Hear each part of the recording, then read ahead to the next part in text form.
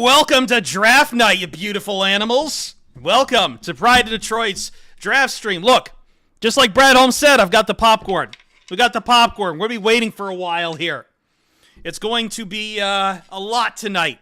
Lions draft right now picking number 28. We will see how long that lasts before anything changes. I am Chris Perfett. Follow me on Blue Sky at Perfett, where Pride of Detroit is now posting on Blue Sky as well as still on X/Twitter at Pride of Detroit. And we're going to have a great show tonight because I am prepared. I'm prepared for the long one. I've got the Honolulu Blue Tiki mug. I've got the popcorn, the Brad Holmes popcorn.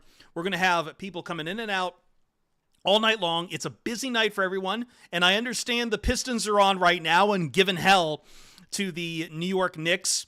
It is a very busy night in Detroit sports. But starting off, it's me, Chris Perfett. I'll be here all night. Kent Lee Platty is joining us, the math bomb himself. Pride of Detroit veteran and man doing giant great things. The mustache coiffed well, as always.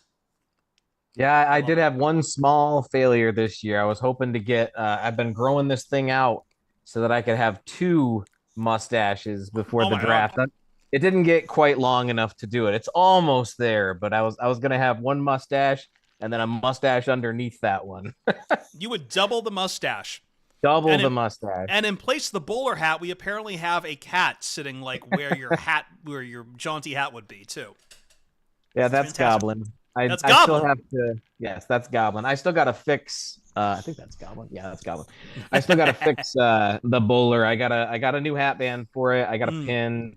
I don't have a new feather for it. My feather is pretty trashed. Oh so no, I gotta the get feather. You need the feather. Yeah. Yep. Thank you guys. Yes, thank you. We're on YouTube. We're on Twitch. Thank you, YouTube. I am doing well tonight. I wasn't supposed to be drinking tonight. Tonight I had gotten in like an hour of workout before we started, but I figured I need the chalice here. And this is my modified Kingston Club, which I'll have to have the recipe up for that sometime. It is so the base Kingston Club is by someone. It's like Drambuie with a little bit of Fene Branca, pineapple juice, lime juice, and club soda. But I have decided to make it more tiki. I added a little bit of Martinique rum agricole because it tastes like butterscotch.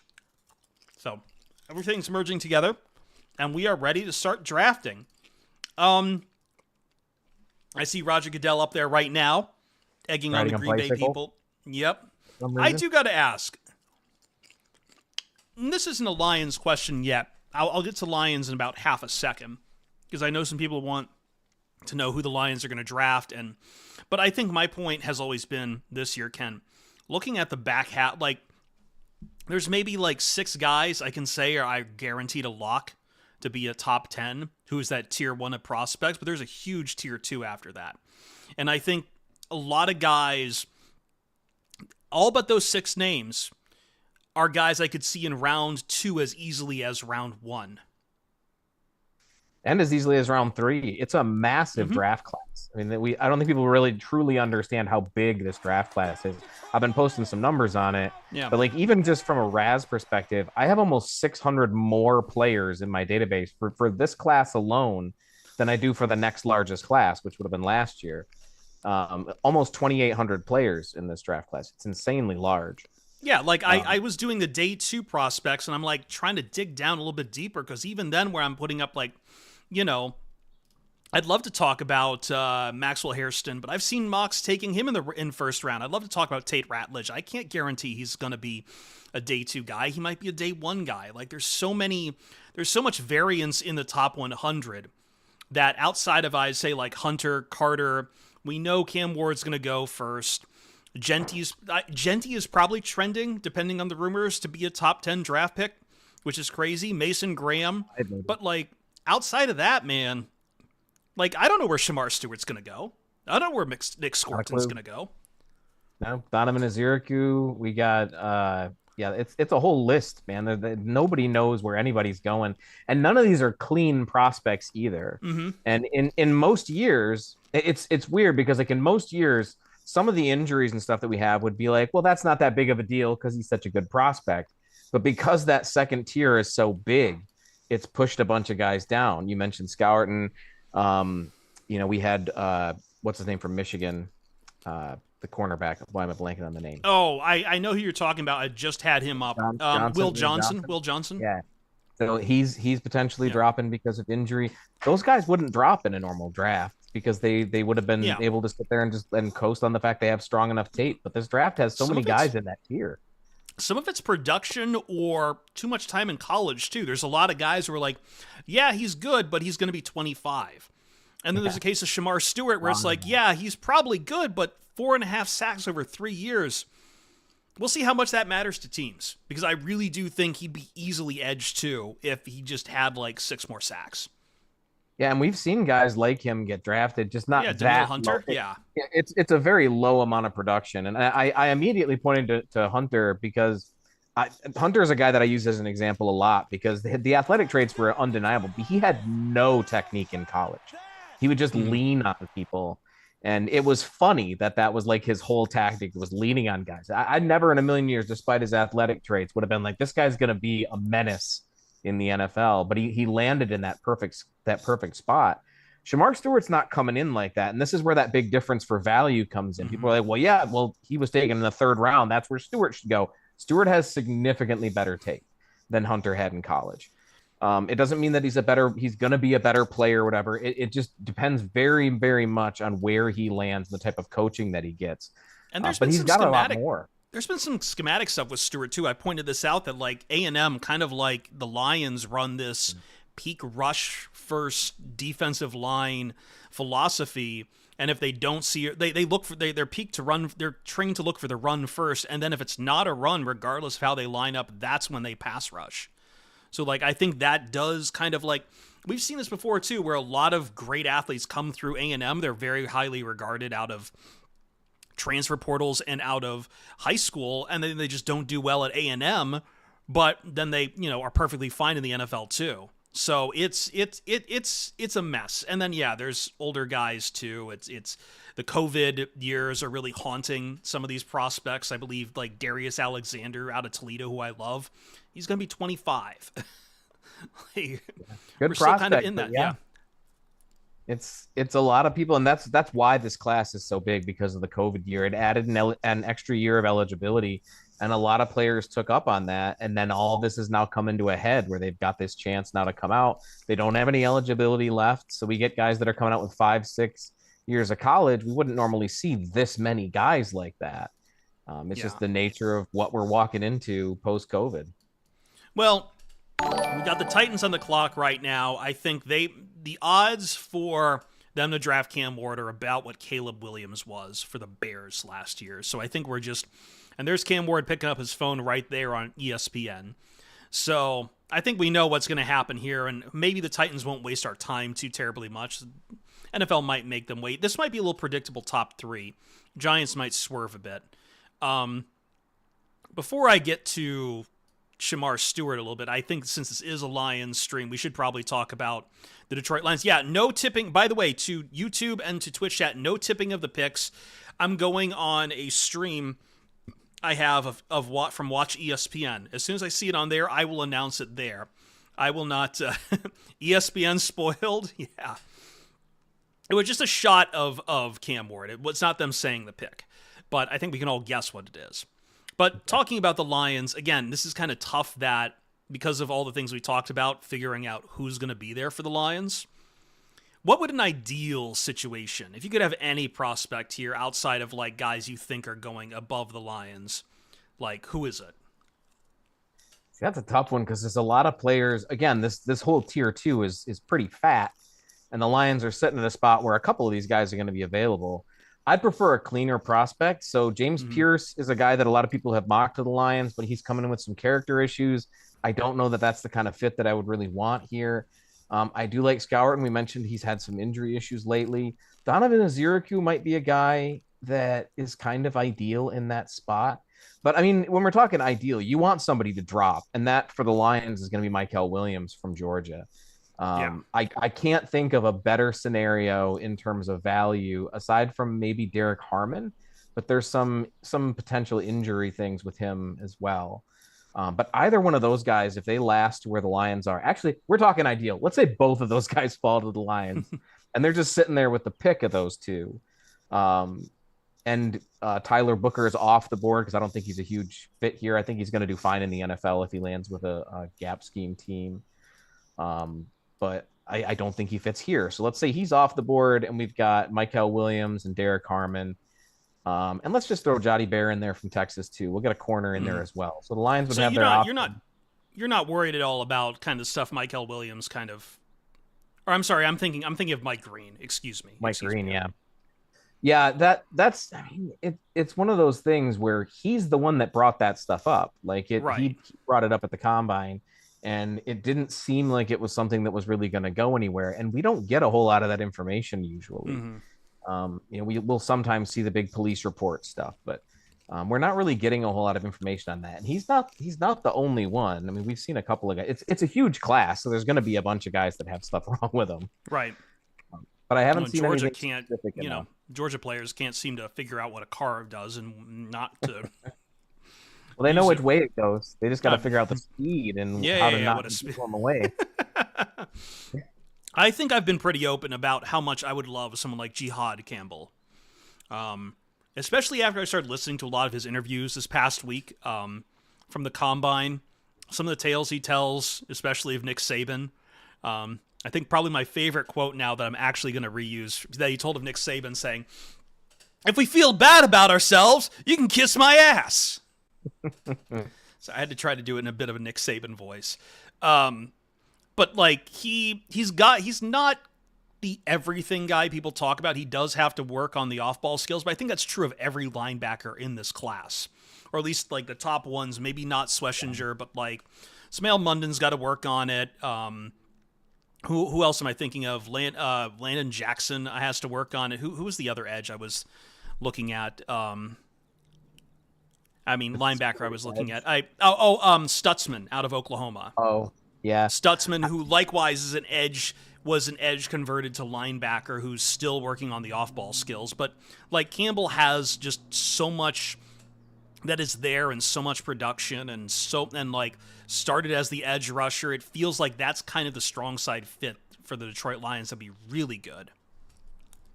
Yeah, it looks like the Titans pick is in too. Well, we all know we what it is.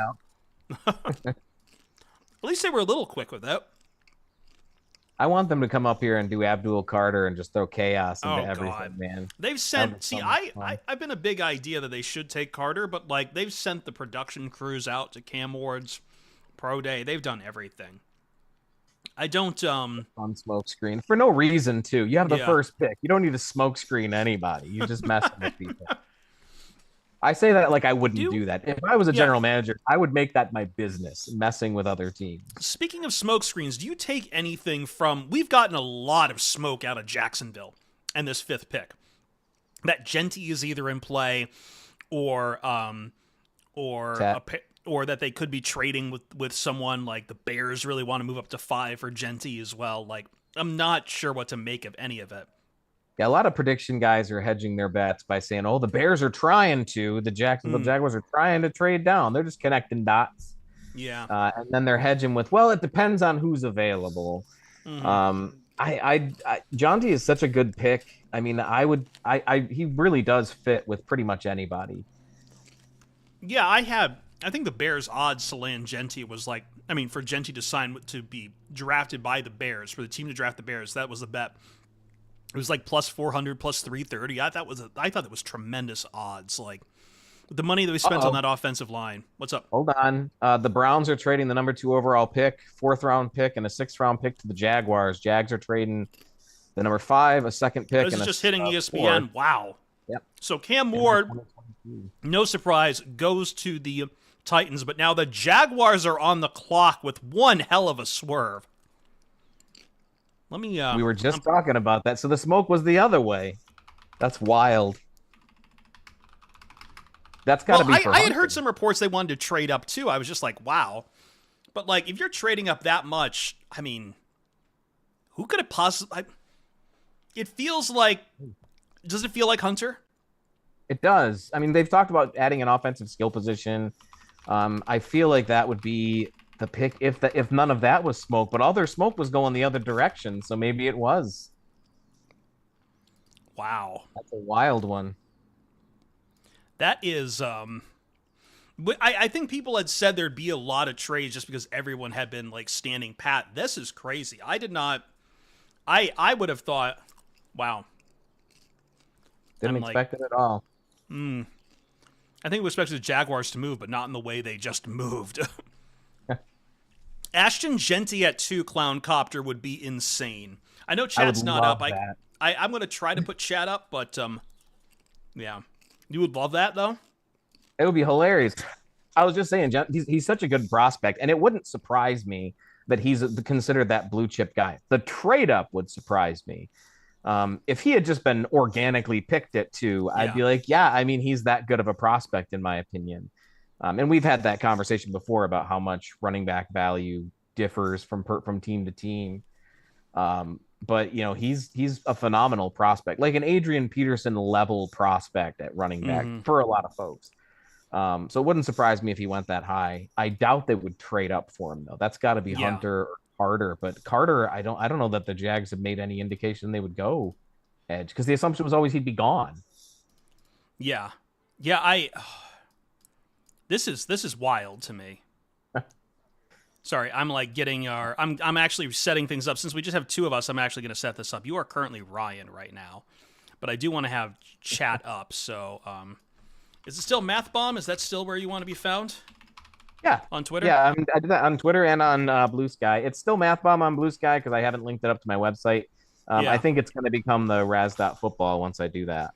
Yeah, and I got to change mine down here because I am now, like, I still use Twitter, but I am definitely full on Blue Sky, but I don't have a personal domain yet. Yeah, it was like 5 steps to set it up, and I got to like 2, and I was like, nah, this is too much for me at the moment. That was in I think February or March. I haven't gotten back around to it. Ooh, yeah, that's the wrong thing. Sorry, I'm like setting all this up while we're waiting for the Jaguars. Excuse me, folks.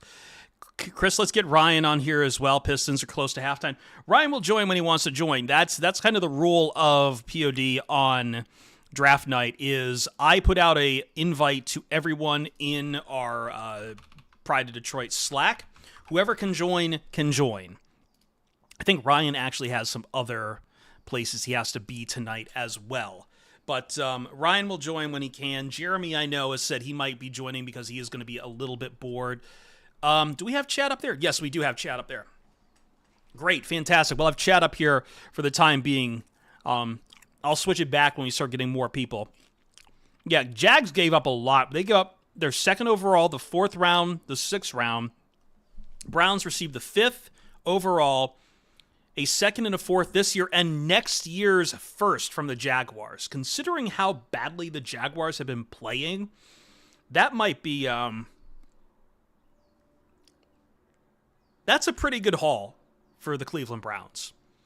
Yeah. And considering they clearly don't feel like their quarterback is in their class this year, it's just another year eating it with Deshaun Watson trying to get out from under it. Yeah. That's got to go over well with the Browns faithful. Sorry, guys. We've got to wait on a quarterback this time. Well, I mean, I don't think anyone really appreciated the quarterbacks this year, but like you lose out on Travis Hunter, you lose out on Abdul Carter, these top prospects, but I don't know. The Jaguars pick is in. We are waiting to see who it is. Once again, please do not tip picks. Please do not tip the picks. I will put that at the top of the chat if I must, but please do not tip picks. People are watching along. We will announce the picks on stream when we get them. I am taking great care to see what is on the TV. So it's going to be very fascinating. I still feel like it's going to be Ward, Hunter, Carter, 1, 2, 3. It's just not going to be the teams we expect. Yeah, I'm feeling Hunter here. Like I said, it can't all be smoke, right? There's got to be something. They've been angling for a CB. And I feel like if you want to play Hunter as a cornerback, which is his better position, that makes sense. And they give him plenty of chances to work as a wide receiver, too. It does that.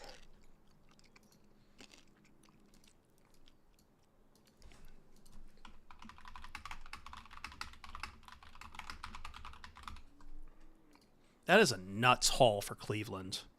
Yeah. That is a nuts haul. Yeah, for those that the uninitiated, the reason it's such a big haul is the difference in value between the first and second pick is pretty big. Same thing with the second to the third pick, third to fourth. Fourth and fifth are not super close, but not incredibly far. And then after that, it kind of levels out entering the NFL. in terms of the value to expect in terms of different picks. But the difference in value from the second to the fifth pick is quite a bit. All right, I'm waiting to see. I might put up Roger Goodell's voice, but he is apparently going to give this the Walter Payton Man of the Year to announce the pick. So, who was the Walter Payton? I don't know. It was. Sorry. Is that a Rick Armstead? That is a Rick Armstead up there. Yes, I'm stupid. That is a Rick Armstead up there. So I will give you guys the voice of Rick Armstead on the broadcast. I don't think we'll get in trouble for that, will we? I doubt it. Just a little bit of audio. Let's hear it. I'll play this again. I'm not going to play this much just for the commissioner, but I'll play it for the lines. Thank you to the Payton family and the NFL and nationwide. And also, too, tonight I want to encourage each player embarking on the NFL journey. All right, I got to wait for the... Get through it. I want to thank everyone. Use your platform to make your community, the league, and this world a better place. Real quick too. As we remember, Walter Payton, strive to leave a positive legacy of your own. All right. Put it back down until you... Okay, here we go. Now he's opened the card. Here we go. We have a trade. Yes, we know there's a trade. The Cleveland Browns have traded the second pick to the Jacksonville Jaguars. We know that. And with the second pick in the 2025 NFL Draft, the Jacksonville Jaguars select Travis Hunter. There it is, Travis Hunter. Back from Colorado. Good pick for them. That is tremendous. That is a lot for a guy like Hunter, but I think he's clearly like any top 100 I look at says he's number one this year. Yeah, and I think the only other person that had any claim really, because as much as Cam Ward was always going to go number one, I don't think anybody really had him as the top player in the draft. No, I think Dane Brugler didn't even have him like top 10. That might be too low in my opinion. Yeah, he's got Cam Ward 13th.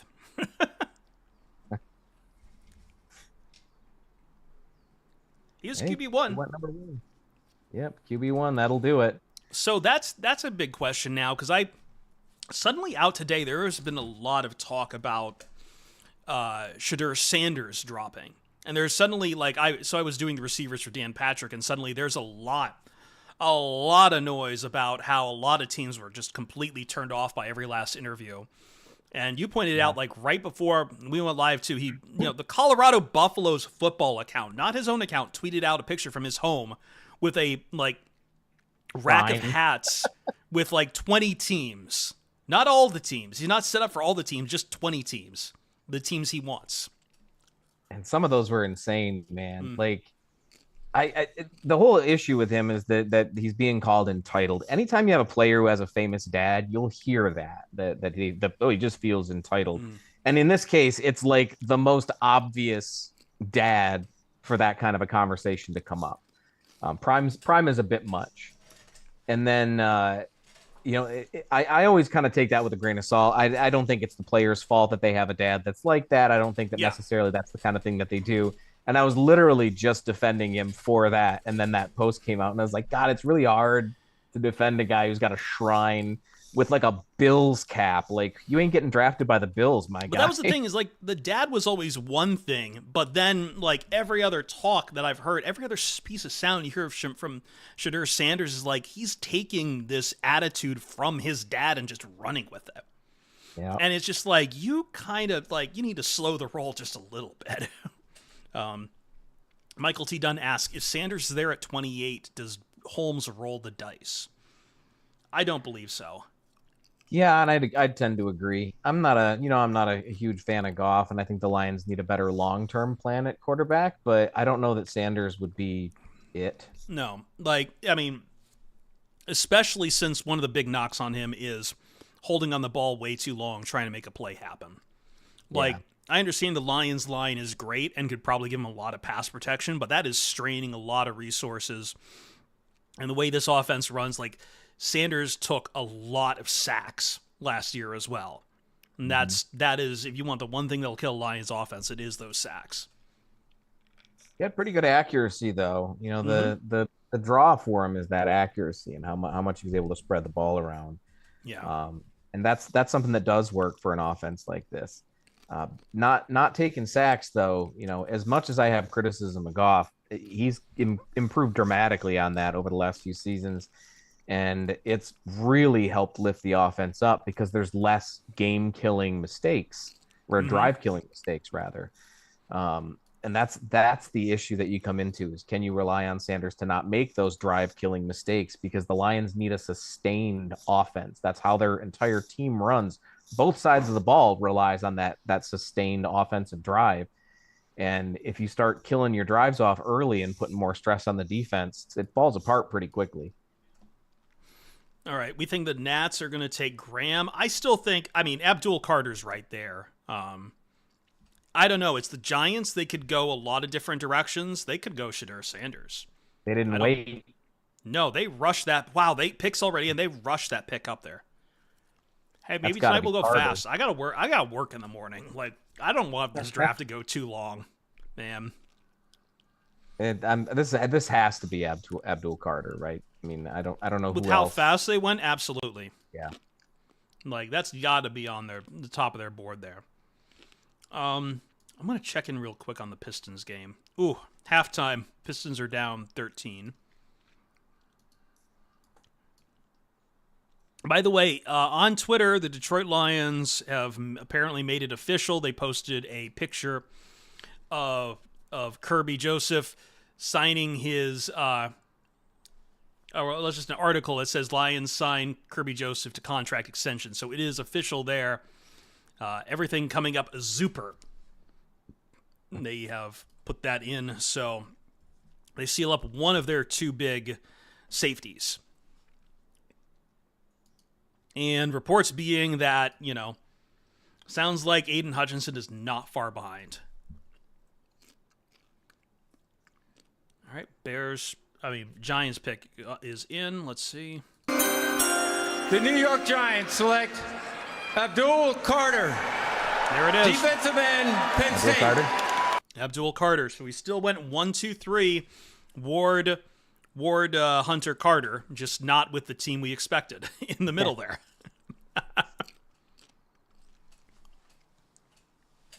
Very interesting. So they've got a pretty loaded up defense now. I wouldn't mind that. That defensive line is a bit scary to me. I would not mind that at all. I gotta text my nephew. He's a huge Giants fan. Somehow, how the Lions stuff completely skipped him. We're gonna get Kayvon Thibodeau, Brian Burns as your linebackers. Carter's gonna be on that line in the 3-4 with Dexter Lawrence as the nose tackle. That's a hell of a fit too. Yeah, the problem is they're just not going to score any damn points on offense. I mean, they should be able to score some. You've got Wan'Dale Robinson and Malik Neighbors. You should go score some points, but look, this wasn't the year for them to take a quarterback. I think that was just abundantly clear when they had brought in Russell Wilson and Jameis Winston. Like, they're fine. That's their 1-3 with Tommy DeVito.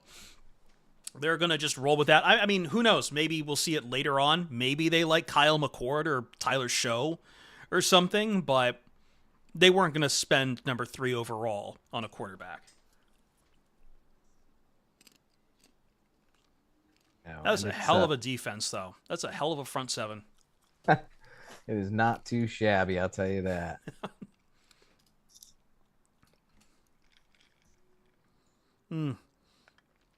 So up is New England, who's been a bit of a black hole when it comes to who they could take. Most drafts, most mock drafts I see tend to like see someone from those three that we just talked about falling to the Patriots, and that's who they draft. But with those three off the board, Campbell, probably. I mean, their big need is offensive line. I could see them go Membo or Campbell. I could see them go Tyler Warren or Mason Graham. It's the Ohio State one, that guy that was injured, because I know that he's probably going to go a lot higher. Which position? Tackle. Not Josh Simmons. Names. Josh Simmons. Josh Simmons. Yeah, he's a guy that could go a lot higher. You know what my issue with Josh Simmons? It's not the injuries. He's got a lot of penalties. He gets flagged. I wrote his profile was one of the guys I wrote for Fox Sports Radio. I wrote some scripts for the profiles. He got, I don't remember the exact number off the top of my head, but woof, he got a lot of holding calls. Let me see if I can find it. Kept his quarterback clean. Sure, when he was healthy. That's true. Let's see. So 2 seasons between San Diego State and Ohio State. And mind you, he only played a partial season for 2024. 25 penalties. Oof. Yeah. That is a lot. Maybe just bad luck, but, I mean...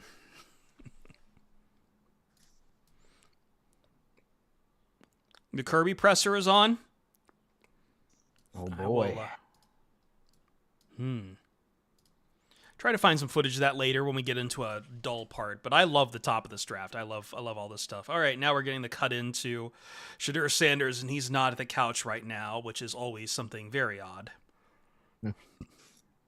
What a strange time to hold a press conference. I worry about it a little bit that it means they might trade back.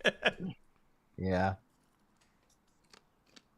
So if it isn't Campbell or Membo, would they take Graham? How are they sitting for interior defensive line? Let me look at their depth chart real quick. Let me double check. Their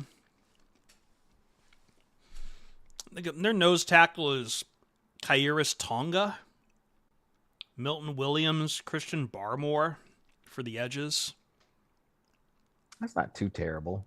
Eric Johnson. Might put a nose on their radar, but you're not going to draft no nose this high. No, unless they're switching the base. But I don't know, even if they were. I mean, as important as a nose is for like a 3-4 attacking front, you know, the availability, especially in this draft, there's a lot of good nose tackles in this draft. But yeah, it's just, there's always going to be some guys that are going to be available in the second, third, fourth round. And they're going to pick early on day 2 as well. So yeah.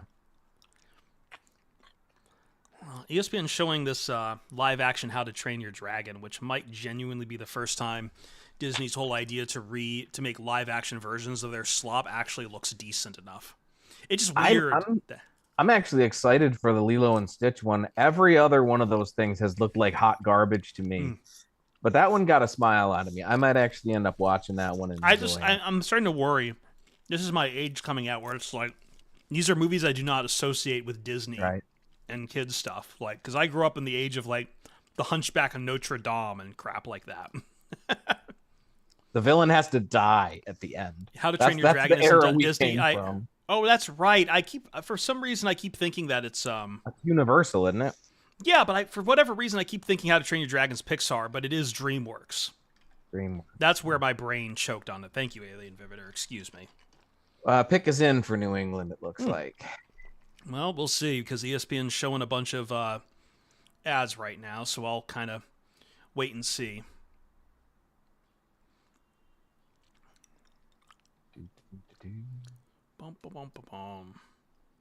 Brian Burns, Dexter Lawrence, Kayvon Thibodeau, Abdul Carter. Yikes. Scary, but again, someone's got TV. It's commercial time. I'm going to have to try to remember every time to run a commercial here for Twitch when I can. I apologize. I don't really know my controls terribly well. Someone on YouTube asking, not a fan of Goff. Let me guess, you are a fan of the top 3 quarterbacks in the league. Oh, okay, never mind. This is just an idiot then. We've seen some of those. YouTube gets spicy every now and then. I enjoy the people on YouTube, but sometimes I'll find some people who are spicy. The good news is now I actually have mod control tonight.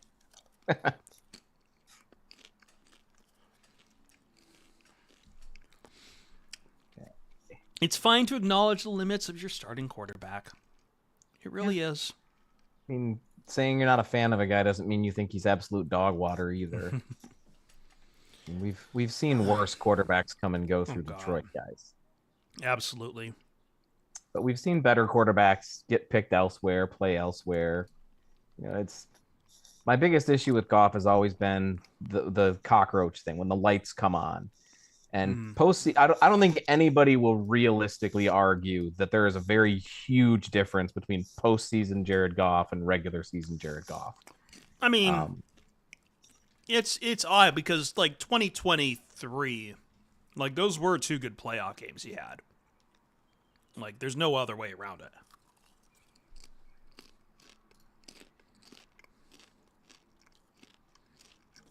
Let's see here. By the way, do not go to Twitter because they've already tipped the picks up to the Cleveland Browns. Let's see what do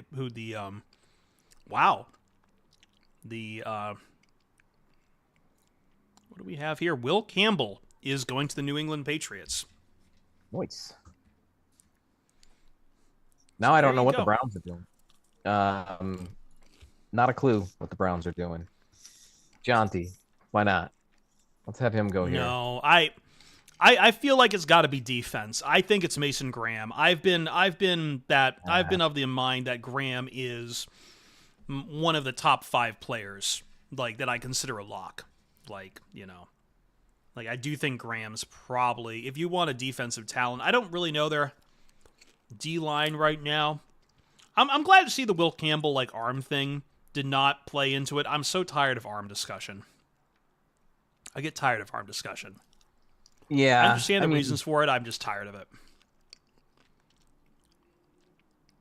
I don't think that's ever going to go away neither. People got to have something to talk about for that stuff.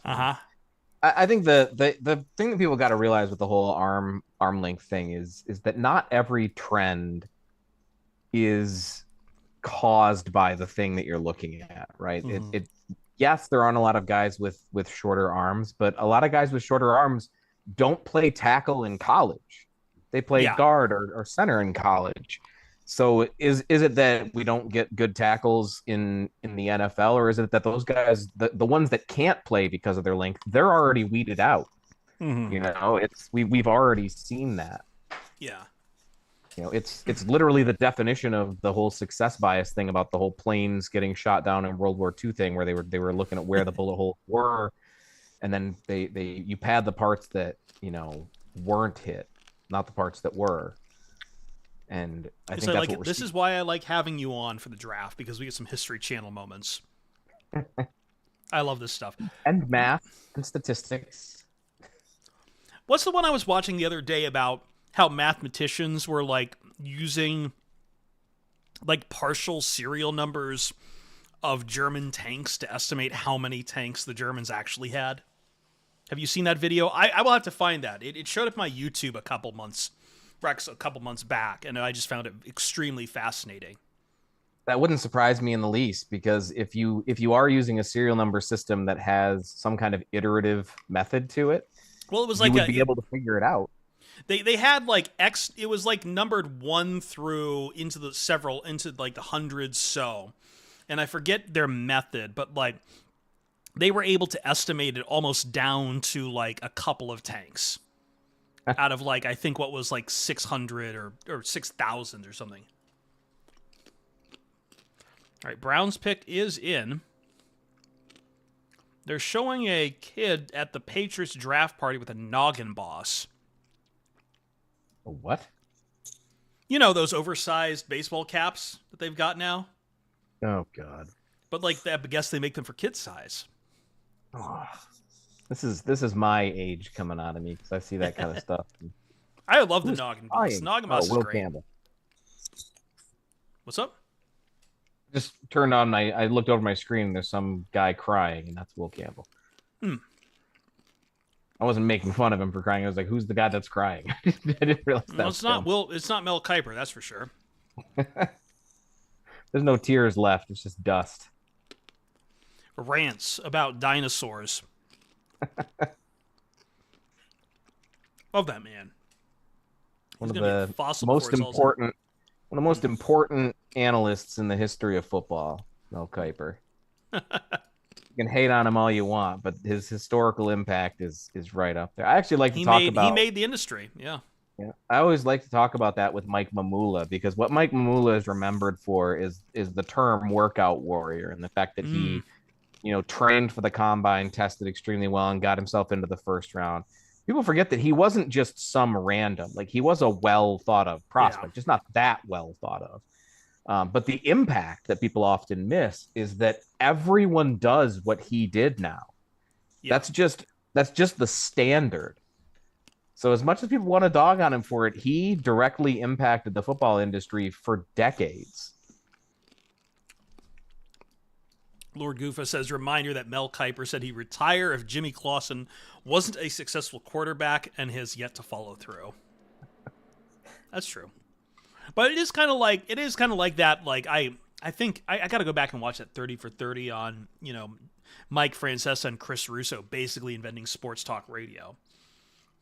And, you throw Jim Rome and Cowherd on top of that, kind of like, coming up with the solo guy radio. That's kind of the origin for my own business, almost like Head of Zeus style. Back when, by the way, like Mike Francesa and Jim Rome, Mike Francesa and Chris Russo, Mad Dog, used to do 6 hours every day.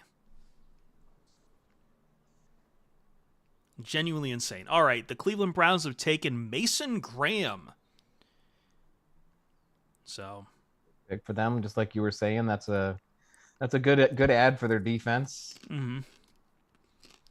It seems like a club that always takes defense, tries to restock that defensive cabinet all the time, and never quite gets there.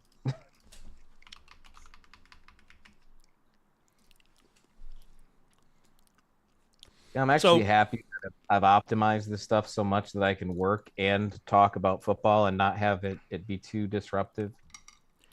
So, hold on.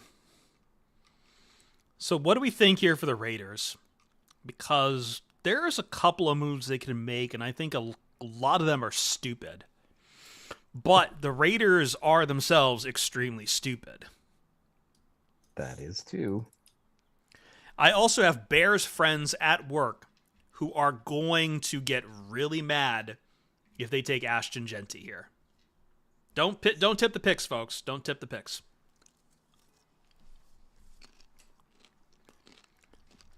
I will say when a pick is on the TV. Joyful Tarantula is calling for the Shadur pick here. That is fascinating considering they do not have a quarterback. But also, if they took Shadur, it would also be, who would even, have besides Brock Bowers, right? What line would be protecting him? And yeah, as Birdie says, they did trade for Geno Smith, too. I don't think Geno's going to be a backup. No, I mean, the whole reason he's in the situation that he is because he didn't want. Yeah, and he's earned it. That's one of the things where whether or not you think he's the future of a franchise, he's earned his shot, and he gets a chance to take it. We saw that with Darnold too. Guys that we've seen flame out and then find a way to come back. They deserve that chance. So we're thinking Genty here, maybe? That's the other crazy option I have. See, I would here. If you're going to do anything to try to build, because they need an identity, and we talk about this every year. We used to talk about it more when the Lions didn't have one, but you want your team to have an identity. You want something that defines who your team is and what they're going to do, both on offense and defense. And a guy like Genty does that. He sets the stage for what your team can do. I wouldn't feel It's bad just about that. it's funny if they took Genty, because like so many like talk about the fit for. I mean, again, I was just how I was talking. Like, you know, it feels like Bears people want Genty really bad. So, I mean, anything that makes Bears fans squirm a little bit, I'm for. You just gotta be right. yeah. Suboptimal Prime, Carroll needs his new beast mode. That's a good point too. Like, I would bet anything if it was Carroll. I would say a defensive guy, but I do feel now that we've got Graham and Carter off the board, there's a bit of a gap between those guys and Jalen Walker. Yeah.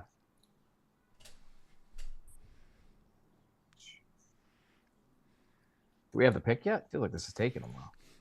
This is taking a while. They've been doing Sky Up. They're not even putting the clock up on the TV right now. I feel like he's about to walk out. He's got to be walking out right now. Alien Vivitor, I think the top 5 is basically consensus. Like, though that's but like when we start getting down to, I would say, pick 7, 8, 9, 10, probably around 10, that's where it's going to start to get really interesting. That's when we're going to start to see the consensus really start to fray.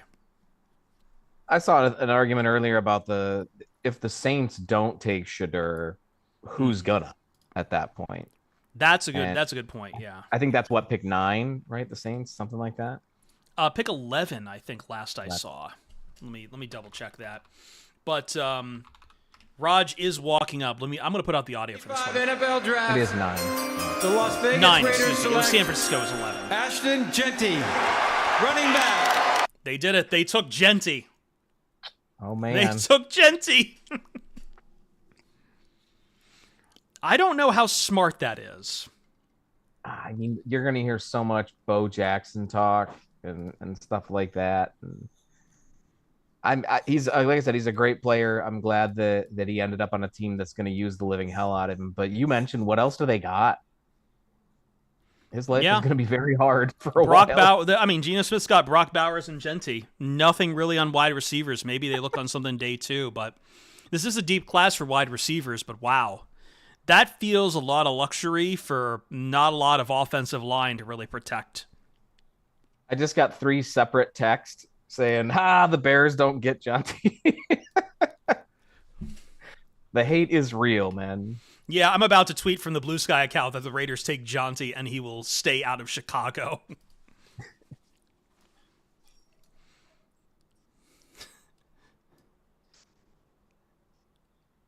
Where are we now? So that deprives the Bears of, I think, their big ideas. I'm curious. I don't think the Bears are going to trade now. God, this is a tough pick. Who are the Jets going to take?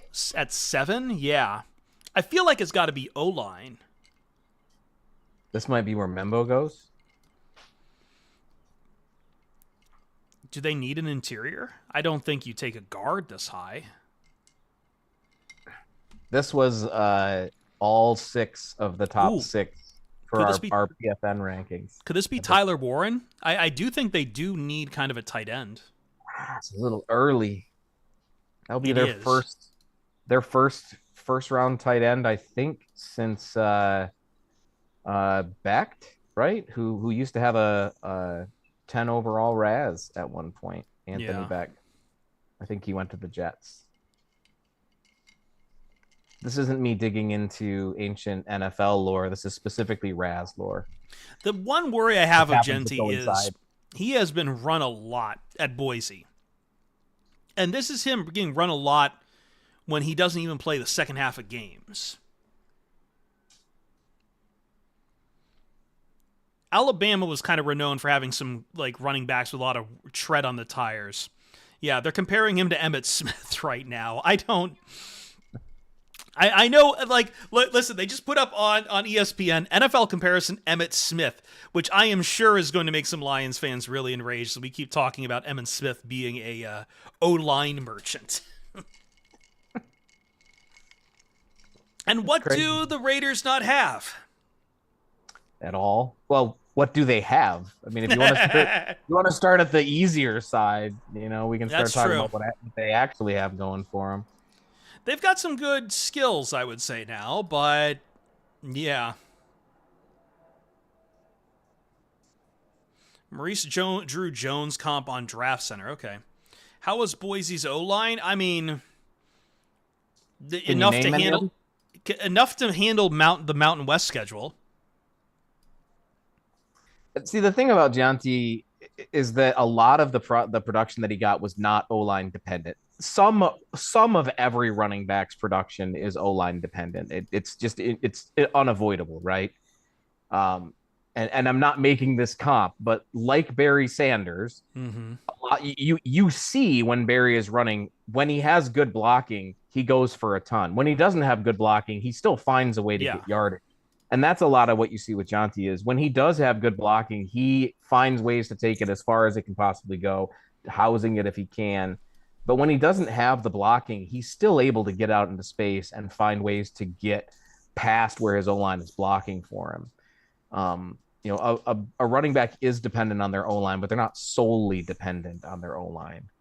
Yeah. So what are we thinking? Oh, yeah, they're showing the Raiders room. Or no, the high school watch party for Genti, and they are going nuts. That's actually cool to do I know there's some mystique of going to the draft, but I love the look-ins on these little parties like that.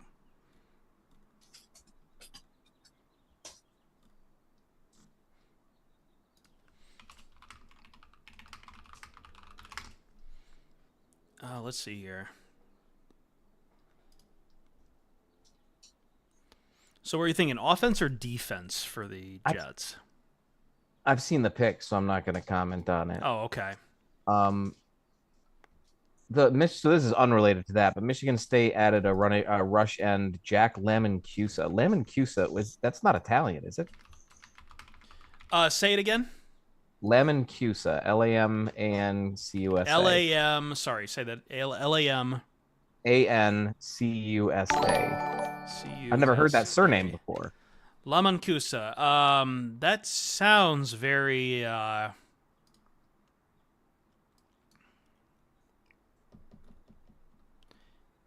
does feel very. I'm just seeing. Let me see about origin for the name.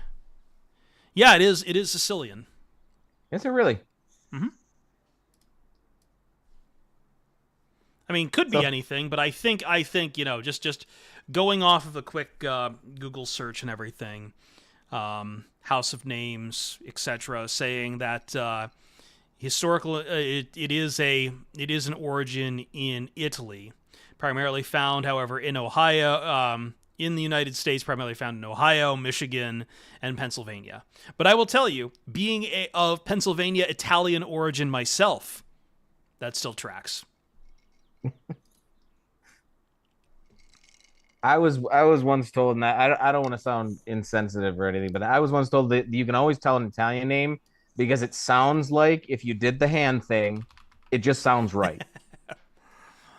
Sicilian names are fairly unique. Yes, Cram. I know I used to do work with a Philadelphia-based Italian radio guy from the Fanatic, Anthony Gargano. And Gargano is a sub-region of a Sicilian province. So we actually called this. Yeah, I feel like we're so far ahead this year. Yeah, some of these picks have gotten tipped pretty. I've seen a couple of them lately, but I'm not saying anything for the stream.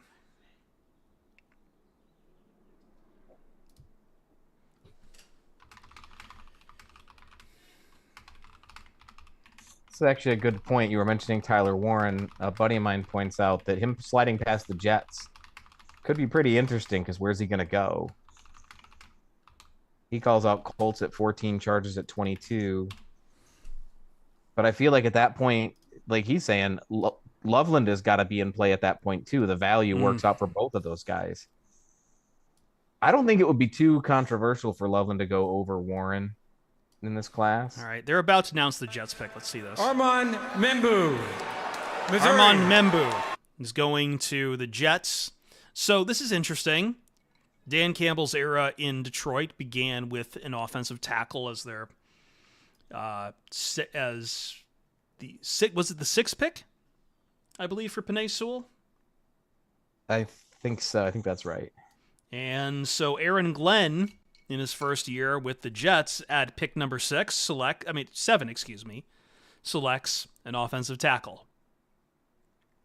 Very much so his Penei. This is a big man. I admit, they're showing some of the highlights now. I did not realize how damn big Membo was. Yeah, he's stout. He's only 6'4", 332 pounds. He is He's a girthy man. He didn't do any of the agility testing, but his explosive drills were both 97th percentile at 330 pounds. An offensive tackle at 330 pounds ran a 4.9. Yeah. That's a whole lot of man moving pretty fast.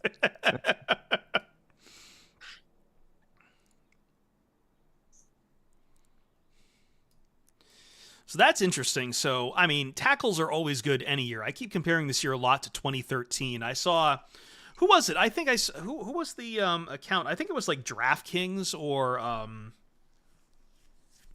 it was some gambling thing. I forget what the outlet was, but they were shitting on the 2013 draft and doing like the crying emoji, the sob emoji, by saying like the 2013 draft was so bad. And I don't know if it was bad. It was just very tackle heavy. Yeah. There were no quarterbacks in it either. That was like the EJ Manuel draft class. Oh God, yeah. That pick has still got to be giving some people nightmares, man. I will say, quarterbacks are going earlier and earlier, and I'm always wary about that, but these are definitely, written large, even with the limitations, even this year, still a better selection than when we would get like EJ Manuel coming out of college. I think he was probably more surprised by that pick than anybody else. Panthers pick is already in. Yeah, and this is gonna be Tet, I think. You think who? Oh, McMillan, the Arizona receiver. Yeah. You think so? Yeah. That makes all the sense in the world. Like, you would want a big weapon for Bryce Young. I'm sorry, I'm like blanking on his name. Bryce Young, like that. I would say either that or a tight end, but I feel like wide receiver. I'm not a huge fan of McMillan. I don't think wide receivers belong anywhere in the top 10 of this draft. But I mean, if you believe enough. Well, he gets comped to Mike Evans a lot. And here's my thing. So I don't know if I've mentioned this before. Mike Evans is the best wide receiver I've ever scouted. The entire time I've been doing this, way back to 20. Really, the secret sauce of Johnny Football was Mike Evans. Yeah. And that whole argument of like, does the wide receiver make the quarterback? Does the quarterback make the wide receiver? And it can go both ways. But the thing about Mike Evans was that he was a very boring prospect when you look back on it. Mm-hmm. He was just what you wanted. You wanted a big guy who could run pretty much every route, catches everything, isn't a liability in the run game, can block when you need him to, tough, generally healthy. That's what Tet McMillan brings you. Is he's just kind of a dude who's always there.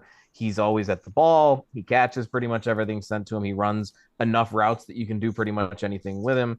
He's just overall a good prospect. And he might end up with that same kind of a career as Mike Evans, where he's going to have, a ridiculous amount of statistics and look good every year. Then he's going to retire and people are going to forget that he played. Yeah. Sorry, I realized you had been Ryan Matthews all this time. So let me fix that now.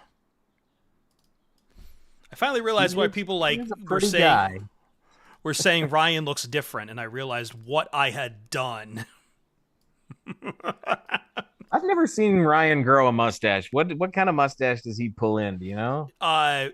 Whiskers. He pulls in whiskers. He pulls in whiskers. No. He'll get enough up here. He'll get enough up here, but it's not going to come in.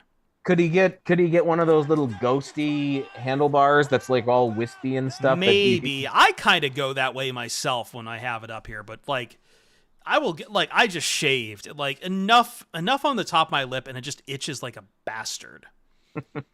Sorry, let me go through some alerts while we're sitting here. waiting for the Panthers pick. Lions Blood has resubscribed for 45 months. Draft day, no matter what. Thank you.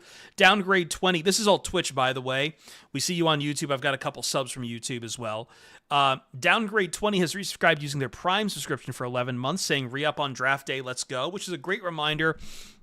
If you have an Amazon Prime account and you would like to support the Pride of Detroit, you can link your Amazon account to your Twitch account if you have Prime, and you have a free sub every year. You have to manually reuse it, but you can send it to us. It would help us out.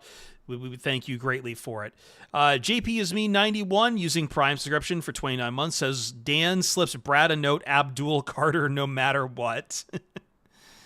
Yeah, not going to happen.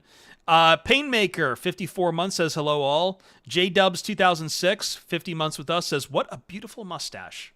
Thank you. My mustache apparently. It's something. Yeah.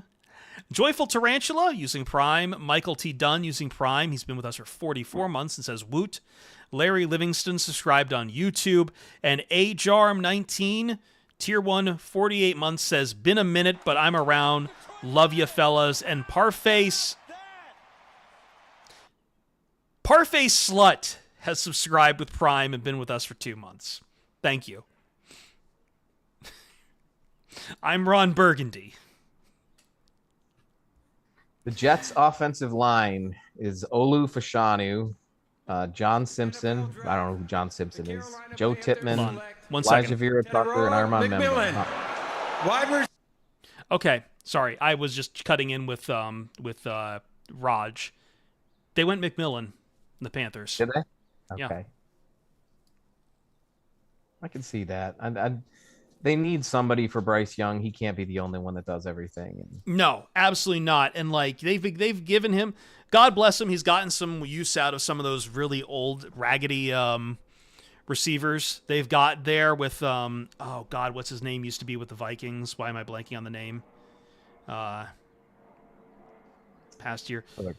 My point is that they're not the Tennessee Titans. Mm-hmm. Like they're not going to just be the retirement home for washed up wide receivers. And speaking of that, you did see Tyler Lockett signed with the Titans. They're never going to Thielen, that's who I was thinking of. Thielen. Oh yeah. Like Thielen and Leggett is not going to be enough for Bryce Young. I mean, it's enough for me. Have you ever watched an interview with Leggett? That's like the greatest interviews in the NFL right now. Oh yeah. Not as good as when we used to have Louis Delmas back in the day. The Saints ran this pickup too. Did they? All right, pick's already in. This is moving so fast. I love it. Is this Sanders? Here's the thing. I disagree with you on your point that if the Saints don't pick Sanders, that he's going to fall the second round. I think there's one more team in play before we can get to that territory. That's the 49ers. Really? I don't think the 49ers are terribly keen on this idea of paying what they would have to pay for Mr. Irrelevant. Great as his wins have been, these are significant injuries, and I do not believe Brock Purdy is like really that level of quarterback. Yeah, he's kind of just the dude, not in a bad way. Like, I know that sounds like a negative, but like he's a decent starting quarterback. But he's in that group where it's like you could always get better. And the 49ers are good enough of a team where that has to be one of the things they think of. Mm-hmm. I'm not going to tip it, but it wasn't Sanders. Yeah, let's not even like hint at the tips, like if we can. Sorry. No, it's fine. It's fine. I'm just trying to set ground rules because it gets difficult this time of night too. Chicago will be on the clock here after the Saints, but boy, this is moving really quick. Let me get a quick update. Pistons score. They are down 10 points with about 3 minutes to go in the third quarter. Still good to see playoff game. Excuse me, I'm having some hiccups. Sorry, I have to make fun of someone real quick. Ryan Karchi, who's been with us on the Pride of Detroit PODcast before, a USC reporter, says, I have complete confidence that Tech McMillan is going to be a hell of... Oh, no, actually, this is right. Hell of an NFL receiver. I was reading it as him saying hell of fame.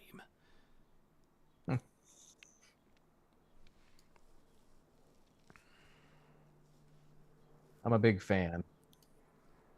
I'm a big fan. It's one of those easy evals where you're doing your eval and like you're not even that far into it and you're like, I think I got a good handle on where this is gonna go. I know I should not have more than a drink, and I honestly, between Tiki Tuesday and everything else, I shouldn't even been drinking like this to begin with. Considering I also have work at 5 in the morning. I'm getting near the bottom of this, and we are only at pick 10. I'm only recently able to drink again, and I haven't been drinking for months. The worst part is my drink of choice is rum, and I've gotten into tiki stuff. So I think actually all weekend I've been making Navy grog. Grog? No, Navy grog. It's a tiki drink. It's not actual grog, but it's a blend of rums with grapefruit juice, lime juice, allspice dram, honey syrup. It's kind of a tiki take on grog itself, but it is potent.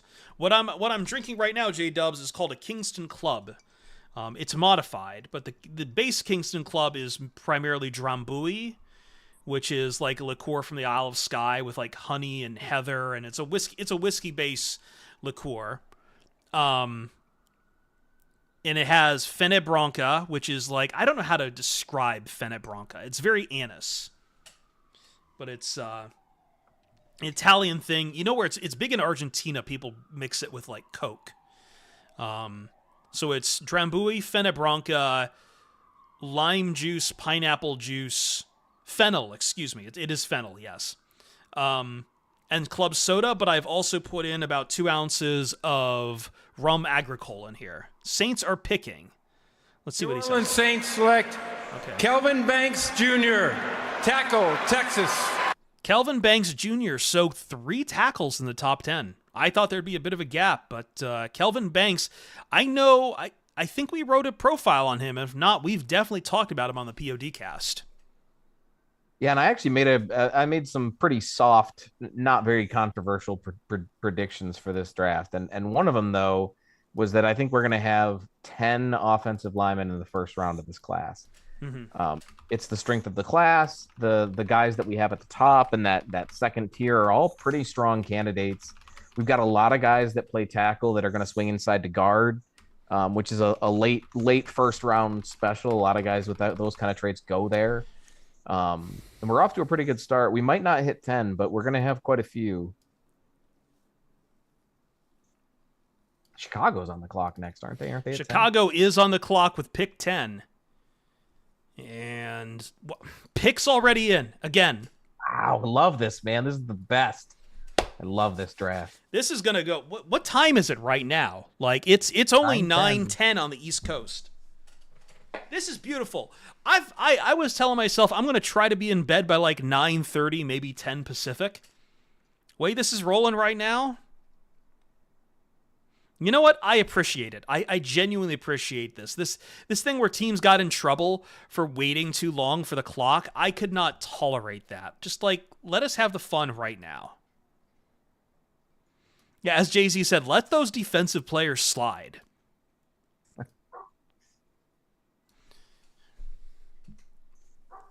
I'm going to be very curious. I really thought the Saints would be able to... Like, it's smart for them to take offensive line, I think. The Saints, they need it. Yeah, they need it. I also think they're going to trade up a little bit on day 2 just because, like, with their cap situation, oh my God, Banks is just breaking down. This is amazing. This is what I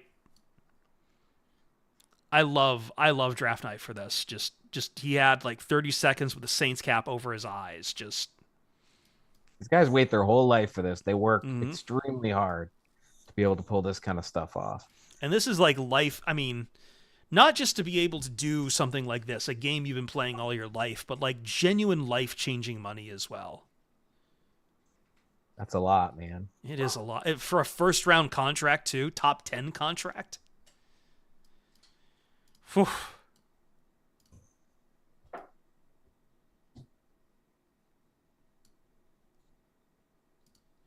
Oh. So what is going on here? They've brought up some ladies up here to do the Bears pick. This is some sort of act that I am not hep on. So one of my friends from Twitter says they're going to need to sedate Kuiper if Shedeur doesn't get picked soon. I think they're going to have to sedate him. Despite putting that hat up on his shrine of teams he thinks he's going to go to, I don't think he goes to the Bears here. No. Why on God's green earth would he think the Bears were interested at all? This one's going to be really interesting. Let's see. Bum-ba-da-bum. May 14th. Okay, sorry. I was just checking the audio for real quick.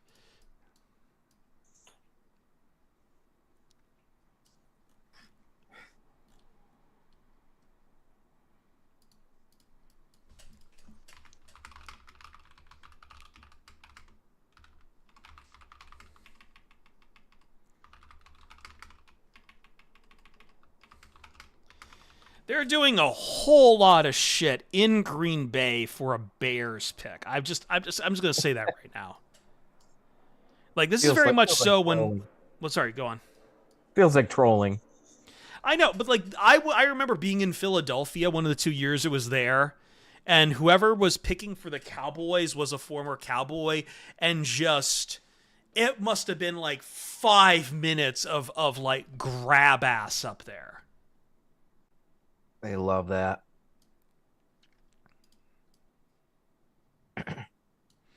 Yeah, this is I do think this is definitely a bit of a delay tactic on how like these picks have been flying in. By the way, NFL has announced the schedule will be released on May 14th.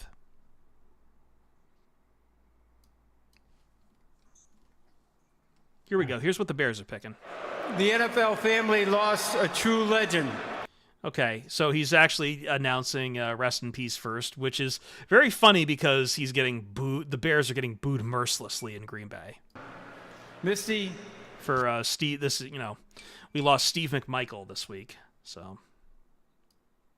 That's right. Mongo. We also lost, I'm sorry, I'm blanking on his name, but the one guy from ESPN who was like one of the original guys of Monday Night Football as well. Yeah, I know they're way ahead. Do not tip, not a real robot. Selected one of Steve McMichael's teammates and closest friends. Walter I'm not Payton, gonna tip either, running back, but I'm Jackson annoyed State. At one of the ones that was tipped. Yeah, picks are way ahead.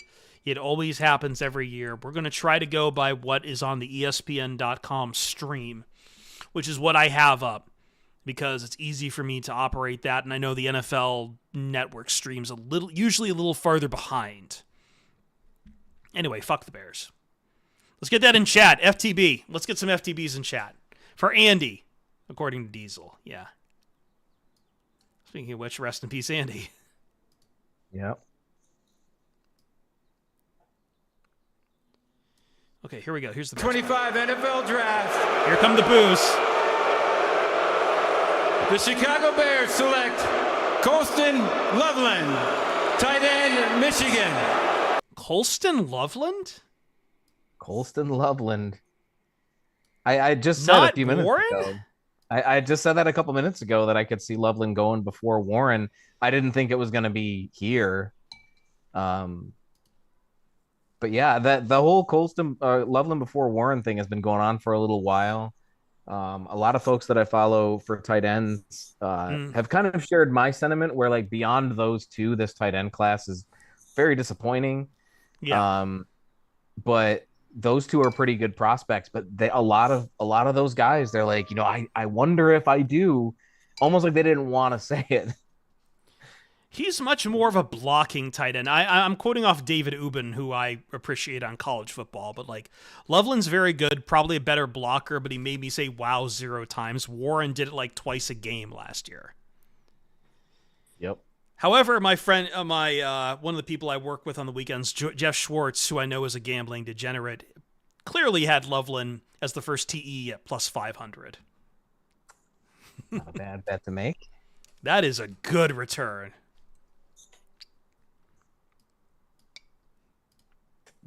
One more reason to hate the Bears.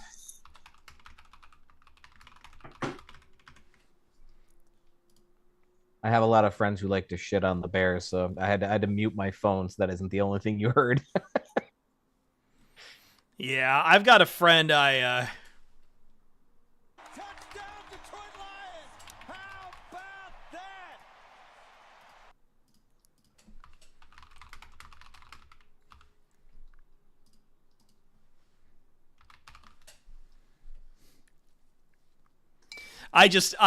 So I'll reveal a couple of texts I have with someone who is actually, I think, an Eagles fan, but picks up other teams all the time, and he's been caping for the Bears. But he really wanted Genty and kept saying the Raiders would be a terrible idea for Genty. So he had sent me when I said Raiders. He says, awesome stuff. That's how bad teams stay bad. I just texted him back saying, speaking of staying bad. Man.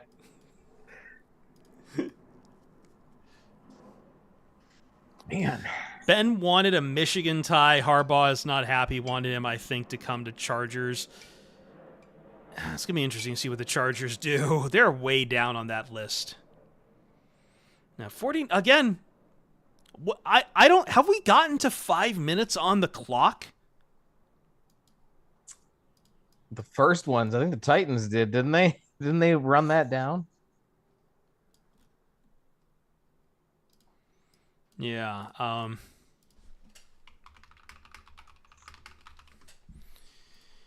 It's not working out too terrible for the Lions at this point. I mean, we're only 10 No, picks it is. We haven't had it. We've had one defensive player off the board. 2 if you count Hunter as a CB. I figure we've still got... I feel like Will Johnson's going to go still.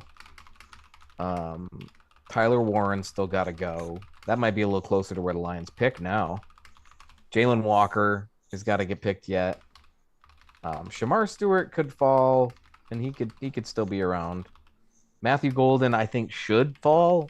We'll see, but I think he should. Mike Green's a weird one because of the character stuff. We don't know, kind of don't really know where he's gonna go. Derek Harmon could fall because of medicals. Jody Barron should be gone fairly soon, I think. Malachi Starks is another interesting one. Where do the Colts pick? Because Nick Emenwari is still there. Historically speaking, it's got to be either him or Sanders for them. They got to take those high RAS guys. Keep the streak going.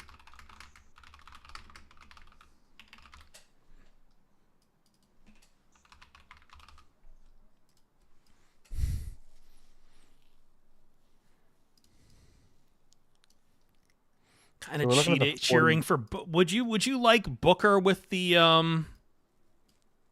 Lions? I'm not big on Booker. So Booker's a low RAS guy. That's not why. It's a schematic thing. He's very much. If you're looking at the Lions and how the Lions play football, if you think that they should run their entire offense through their power running game, and that should be the entirety of their identity, is just being power football, that would be a good pick. But the Lions don't really do that. They mix it up between power and speed, finesse, and just running it down people's throats. And I don't think that Booker has the foot speed and the agility to be able to do some of the stuff that the Lions would like to do with Jahmyr Gibbs. He's a very good blocker, and I even though he has the lower as, I'm pretty sure he's still going in the first round. I don't have any concerns with that at all. I just don't think schematically the Lions are the team that should do it. Yeah. If they do, they're going to run down people's throats. I think if you're asking me for a guard, like, I really feel like you just hold fast and try to get one of the Georgia guards on day 2. Like, I like both Dylan Fairchild and Tate Ratledge. Both of them would make me pretty happy. I got a feeling Tate Ratledge is going to be gone today, though. I think so too. Like, I put him in my like top 9 day 2 targets, but after I did that, I'm like, I don't know. That's like Carson Schweschinger. I put him in there too, but I'm like, I could really see Schweschinger going on as linebacker 2 on day 1 as well. San Francisco pick is in. Any predictions? I think they're going to go, I always like only a side of the ball. I'm going to say it's a defensive player. I haven't even seen any of it being tipped at all. So like, I'm saying this completely blind. I think it's going to be a defensive player. For those asking, Brian is going nuts. Apparently I missed this while Kelvin Banks was crying too. Someone's pointing out that a baby threw up in that video as well. I'll retweet this on X. We just had a baby throw up during the NFL draft. Because there was the baby next to him. Oh yeah, I see the burpee.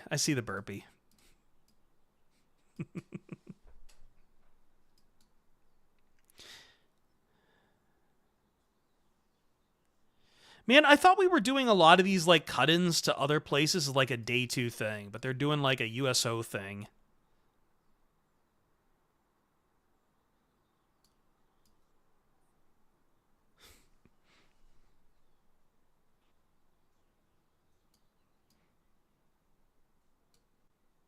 I think they're trying to make up for all the time because these picks are flying off so fast.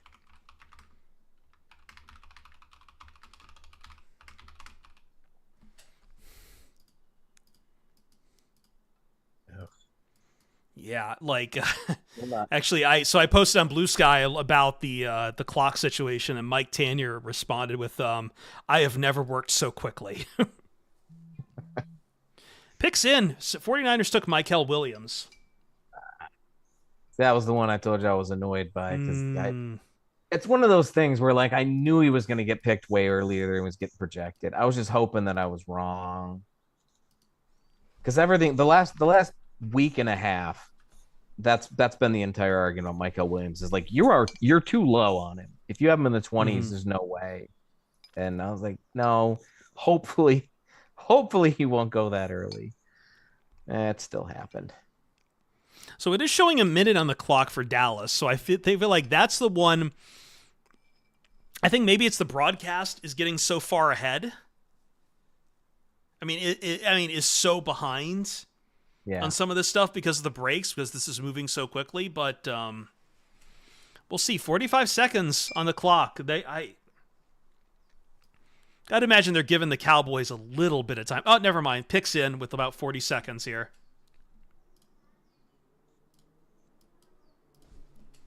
This is Dallas? This is Dallas. God, I don't even know what they're going to do. What do you have for them? Running back, I don't think they're taking Omarion Hampton or Trevion Henderson. No. Like I could see them, Jerry, doing real Jerry with Omarion Hampton, but if I'm being serious, I think someone's got to take the phone away from him if that tries to happen. We have edge and corner as their primary needs after that, and that's a pretty. There's some good options there. Hampton would be so Jerry. They would be extremely Jerry. Yeah. Will Johnson would be the next corner. Shamar Stewart, Mike Green would be the next edges. I think we've got a minute before we get down to like Scouart and Pierce and Aziraku. I think Scouarton's probably day 2 at this point. Yeah, and it's weird because like it's been so quiet about him this entire draft period. Maybe it's because he didn't test because of the injury. I think it's been really quiet. I think that's it.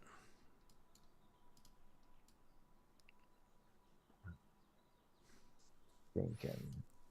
So we only really, like, I'm cribbing off of Bumgarner a bit, but, like, for as much as people were, like, hyping up that there's going to be trades everywhere, there's only been one. All right, hold on. Here's Raj with the Cowboys pick. In the 2025 me see NFL this. Draft, the Dallas Cowboys select Tyler Booker, guard, Alabama.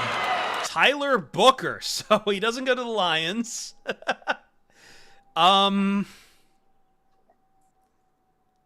Huh. The only thing I don't like about that pick is when I post it, I'm gonna get so many Cowboys fans doing the whole "this shit don't matter" every time. Every time we get a guy that goes in the first, man. Yeah, Ian Rappaport's doing the water carrying right now. The Cowboys take one of their favorite players with Bama guard Tyler Booker at number 12. After his visit, they were sold on him being a culture-setting piece back to their roots. Okay. I don't even disagree with that, actually. Yeah, I don't. I mean, everything I've heard about Booker is like he's a goofball. He's a great personality. He's a great, personality to really have in your locker room. It's everything we were talking about with him, though. Yeah, but I don't know. That might work for them, though. Yeah, I mean, they're not really a finesse team. Like, that's not their thing. Apparently, I know Eric was a big fan of Booker, because I'm getting several Twitch people talking about checking on Eric.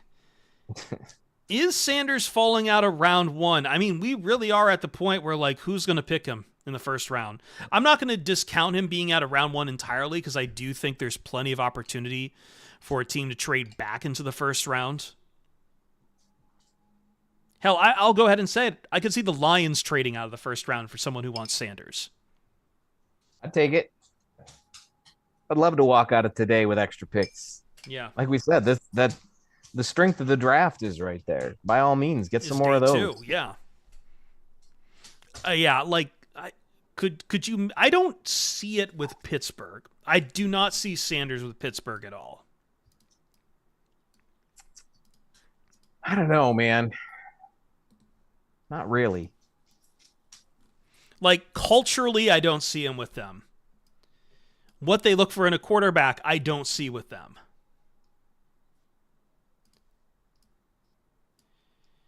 It's so hard for me to see Shadur Sanders, Pittsburgh Steelers quarterback. I could see Milroe going to Pittsburgh. That would kill me if he's round one. That would actually kill me if Milroe was a first round quarterback. The thing about Milroe, man, is like when I was watching him down the Senior Bowl, he completed a lot of passes, but a lot of his completions were like a little bit off. Like everything that he was doing was just a little bit wrong. But when you have a guy like that, that's a hard eval. Like you think to yourself, oh, you don't have to do that much to get him to like where you need him to be. But that could also be that this is the best. Like, this is what you're going to get because he's not doing the trainable part wrong. He's just a little bit off in his mechanics each time or a little bit off in terms of accuracy. So I never really know. There's been so much talk about how athletic he is. He is very athletic, but it's gotten a little out of hand with how much people are hyping him up. I saw people saying he was a more powerful runner than Cam, but faster than Lamar. And it's like, look, chill. He's like 40 pounds lighter than Cam was. He's not more powerful of a runner as Cam Newton was. The most prolific power running quarterback, if that's a thing, as far back as we can remember. I am just not a fan of any game of his from Alabama. Like, I genuinely feel like for all of the people who would like talk crap about Caleb Williams and stuff, like, I feel like every time I'd watch Jalen Milroe. Okay, you know how people used to say this about Matt Stafford, where we talk about the fourth quarter comebacks with Matt Stafford, and there'd always be a detractor saying, "Yeah, but they were down in the fourth quarter because of how bad Stafford played earlier in the game." I feel like that's actually true of Jalen Milroe. Yeah, I can see that. Like his decision making in the first 2.5 quarters is just abysmal.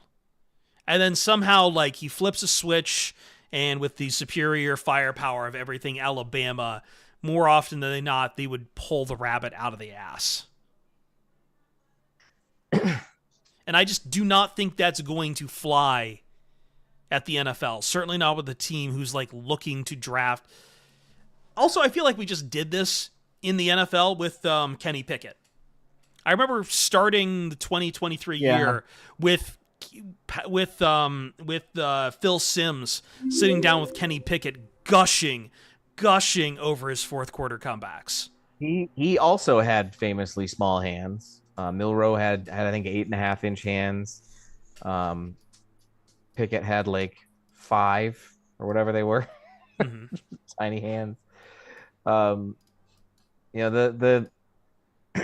He reminds me a little bit the way that you're describing him of how Dak Prescott looked in college, probably for different reasons considering what we're talking about. Dak Prescott, when I first watched Dak Prescott in college, I had an undrafted grade on him, and a friend of mine had told me, you need to go back to that tape because you're going to say some stupid shit and you're going to be very wrong on this one. And I went back and watched after listening to him talk about why I was seeing certain things. He was running around like a chicken with his head cut off. He was making these yeet throws down the field that didn't make any sense. And then you go back and you watch it, and Dak Prescott was like, he was running for his life because his offensive line was trash. Yeah. And he was throwing it up because the offensive play calling was also trash. And they would just run all these deep routes expecting him to be able to run around far enough that he could throw the ball downfield. But I don't think we see that as much with Milroe. It seems more like it's on him because this is Alabama. This isn't, Mississippi State. They always have a great offensive line. They've had great receivers for, I feel like, ever since like Cliff Kingsbury was their offensive coordinator, and a little before that too. Like, they always have great receivers and a great O-line, and usually a great running weapon too. Like, it's a very comfortable place for a quarterback to be. Yeah. You don't want to be running around like you're going to get hit every second. It's how you break your clock. And like, we've seen guys get absolutely ruined by that. Was it David Carr, right? The other Carr. Yes, when he was drafted first overall by the Texans. That's what happened to him. He got sacked 100 times the season, something like that. Yeah. Christian Hackenberg had a phenomenal freshman season, and then they did nothing. They did nothing to help him from that point forward. Like someone just walked over my grave mentioning Christian Hackenberg again. By the way, 4 minutes to go. Pistons Knicks, and it is a 3-point game. Not to take anyone away from here on the draft, but just in case you're multi-screen watching the Pistons game right now. That's one I'm just going to have to watch on replay at this point. The Cowboy fans are taking this pretty well, actually. I had 3 straight responses that were just oof. I don't know. I've got a Cowboys fan at work, and he has just decided like he's just giving up on the team until Dak Prescott is gone. Which feels insane, but like a lot of that blame, yeah. Anyway. The Dolphins have selected Kenneth Grant, defensive tackle from Michigan. Love that pick for them. Love it. What a weird offseason for the Dolphins, but I think that's a good move for them. Yeah, he's got a really fun Raz profile where he didn't have that elite score. So, of course, people were down on him immediately because people think that that's the only thing that matters sometimes. And but he's a 330-pound guy. He's a big defensive tackle. And you immediately think nose with that. Yeah. And the thing about his athletic profile is he had like a 7-something. For his overall RAS, but he was right in all the spots you want a nose tackle to be right in. Yeah, he had a good broad jump. He had a good 10-yard split. He had a good cone, which is a really good sign for a nose tackle when you have a good cone. So he had all these individual drills that are like that's just what you want. And then his overall score was a 7, which that's not great for a defensive tackle. But if you think he's a nose tackle, that's phenomenal for a nose tackle. Nose tackles never get that high. Big fan of that pick. Colts sprinted this pick up there. This has got to be Stewart or Emanwari, I would guess. Could it be trends Warren? hold. It could be. I'm joking about them taking those guys because the Colts are so ridiculously like uber Raz when it comes to stuff. Uh, but I still wouldn't be surprised if they actually took one of those two guys. Yeah, yeah. Man, I love Grant's little war room setup here. The flags, the brick walls, the It's a little choppy with the camera, but not everyone's got a great webcam, but that's great. So edges, Walker, Green, and Stewart.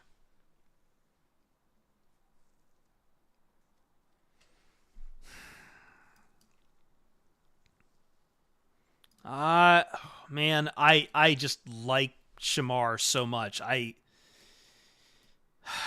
think I'd go Walker, then Stewart, then Green. I'm actually quite surprised Jalen Walker is still on the board. I kind of am too. Were there any big flags with him that I don't know about? No. I'm gonna pull up his profile from a couple of the sites I trust here. I'm just trying to think. I mean, it's just genuine. Like, I cannot imagine it's just because of his size. No, I would doubt that. Not with the way things have been trending anyway. Yeah. Like, that seems to be that is like the main knock on him is just the size.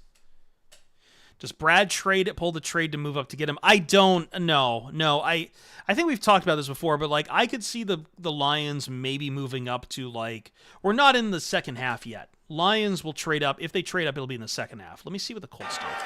They just took Tyler Warren. So there you go. That's Tyler Warren off the board. The slide ends there. Well, they took the smart pick instead of the funny one. I guess that's okay. Jameer is at the Pistons game. Very good. This isn't a very exciting draft. I agree, Detroit Lions. But I think we've talked about this. Like, it lacks a lot of high profile guys. There's very few blue chips in this class. There's not a lot of, from a national side, there's not a lot of exciting quarterbacks either. Like, it's really been, it's what we keep talking about. It's this like big tier 2. I'm going to say blue chips. I don't care about blue chips. I don't care. I will say that. So we're almost halfway through. We're halfway to the Lions pick. Do you have any predictions for the moment? I mean, it's going to be really determined here. I feel like we're starting to get into the territory where there's going to be that defensive run. So I'm just like holding on for dear shit.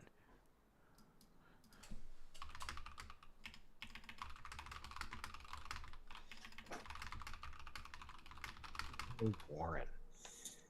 And what are they doing? Very funny. My friend from work just sent me your Raz card on Tyler Booker. So so I had to tell him like I'm talking with Kent right now.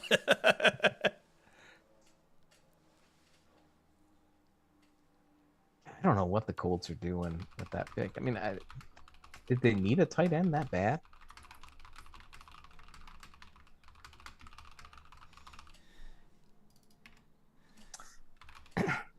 I think the Lions are picking Maxwell Hairston. That's my guess. Ooh, Hairston would be fascinating. Not for any particular reason. I just love Maxwell Hairston, and I would be thrilled if the Lions actually did that. Because I feel like they've gone pretty heavy on corner. I really like corner as like a day 2 thing. I really like the guy out of Florida State. Azariah. Again, I can't say the name. Yeah, I have to like see the spelling. Azariah Thomas, yeah. And then who's the Ole Miss guy? Trey Amos, I believe, as well. A lot of Detroit fans seem to like Trey Amos. I'm not sure why. I don't know if he has a Detroit connection. I know Hairston has a Detroit connection. Like, he actually threw out the first pitch for the Tigers like 3 days ago, something like that. Yeah. I think what drew me to Azariah Thomas too was also I think Dane Brugler comped him to Carlton Davis. So like there's the we have Carlton Davis at home talk. The thing about Carlton Davis isn't that he's bad at anything. The problem with Carlton Davis is he's not durable. He's never been durable. It was a big issue when they picked him up. Yeah. And we saw it. He played just fine. It's just that you lose him for periods of time.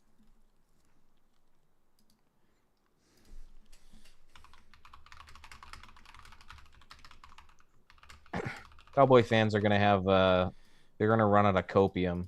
I can tell you. The Cowboys fans? Yeah. I don't think they run on copium as much as just sheer delusion. But hey, I think I don't know.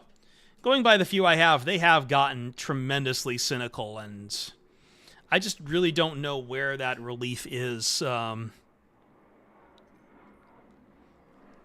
to come for them, because all reports seem that like it's not going to really be just. I mean, when Jerry finally kicks it, I don't think Steve Jones is going to be the panacea of an owner that they hope for. No. Unrelated, but I didn't realize this was a pairing, but Michael Williams got drafted by the 49ers. Apparently that's where Chris Kasurik is currently at. Chris Kasurik. Oh. He used to be the Lions defensive line coach. He's the guy that swore all the time, loudly. And the closer to fans he was, the louder he swore. But that's a really good pairing. I really like seeing those. That kind of a coach with a guy like Michael Williams is really good. 3 minutes and a 7-point game in Detroit for the NBA playoffs.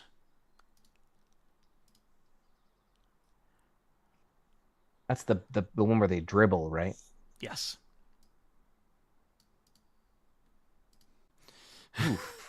When my Cowboys friends sent it out the Fell For It Again award.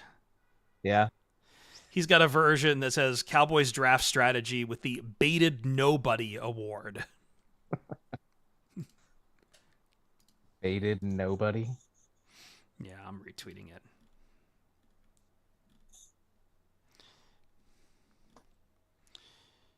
I think we're settling in. Falcons actually, taking their time on this one. Who knows? It might be another fight in their front office.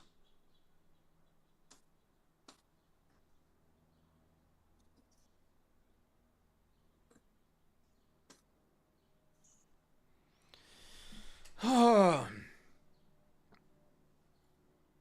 we got a little bit of time. I haven't watched a ton of TV lately. I've been trying to catch up on the Celtics documentary, which I started, but then I had to put down because I let my Max subscription lapse, and I need to kind of get back on that. I also have started into the new Mobile Suit Gundam for my Weeaboo side, which is actually very good. It's also being made by some of the people who worked on Evangelion, so I expect shit to really get crazy. Mel's best available includes Omari and Hampton. He's got Shadur Sanders, Jalen Walker, Will Johnson, Omari and Hampton, Josh Simmons. I don't know if I would agree with that, but wonder if they're trying to deal Kirk. I think it really felt like we were close to something like Kirk being in Cleveland, and it just didn't happen. So they're cutting into Shadur Sanders. He's just kind of standing around. Cutting into Walker's party, sitting around.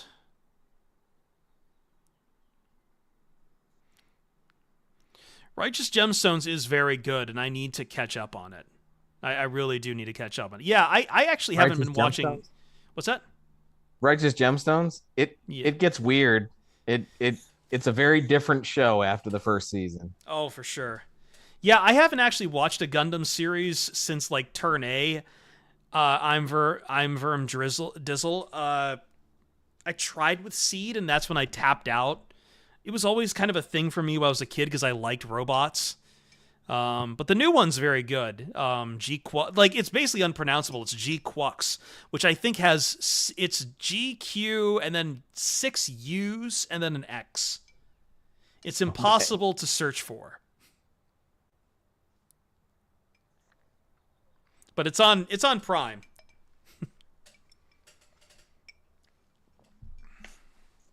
It's very pretty. I hate when things are hard to search for. There's two main languages you learn in statistic analysis when you're first getting into it, which if you're doing light lifting, you'll do SQL. You're doing anything heavier, you use R. And it's just the letter R. Like, there are resources out there to learn it, but if you need something specific, do you know how hard it is to search for a thing that is identified by a single letter? I think it is back to programming on why it's called that. I think when I was watching the third episode, it's like, oh yeah, this is a prototype machine. GQuox is basically like a placeholder name that's like easy to string search for, because you just do a GQ and start smashing in several U's. Falcons pick is in. Finally.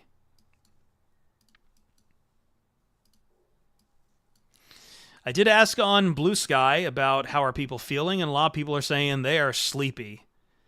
But also getting someone saying feeling like Brunson is trash.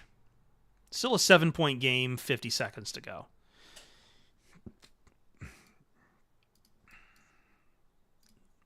Falcons almost halfway there already. Jalen Walker, defensive end, Georgia. Well, there goes Jalen Walker. The Falcons take that man. So that question ends pretty quickly. That's a good pick for them, though. I'm actually surprised he lasted as long as he did. That's a great pick for them. He stays in state and everything. Yep. It's going to be one of those hometown heroes, man. Yeah, from Athens to Atlanta. Man, I remember when I lived in Georgia, and let me tell you, man, like, it is kind of fun watching people finally picking up on the Falcons, because most radio was just about the Bulldogs. Yeah.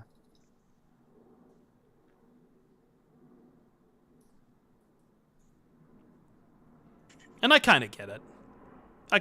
Especially for a college football state, but that's actually a very good pick for them after a couple of years where it's been kind of chaos for the Falcons.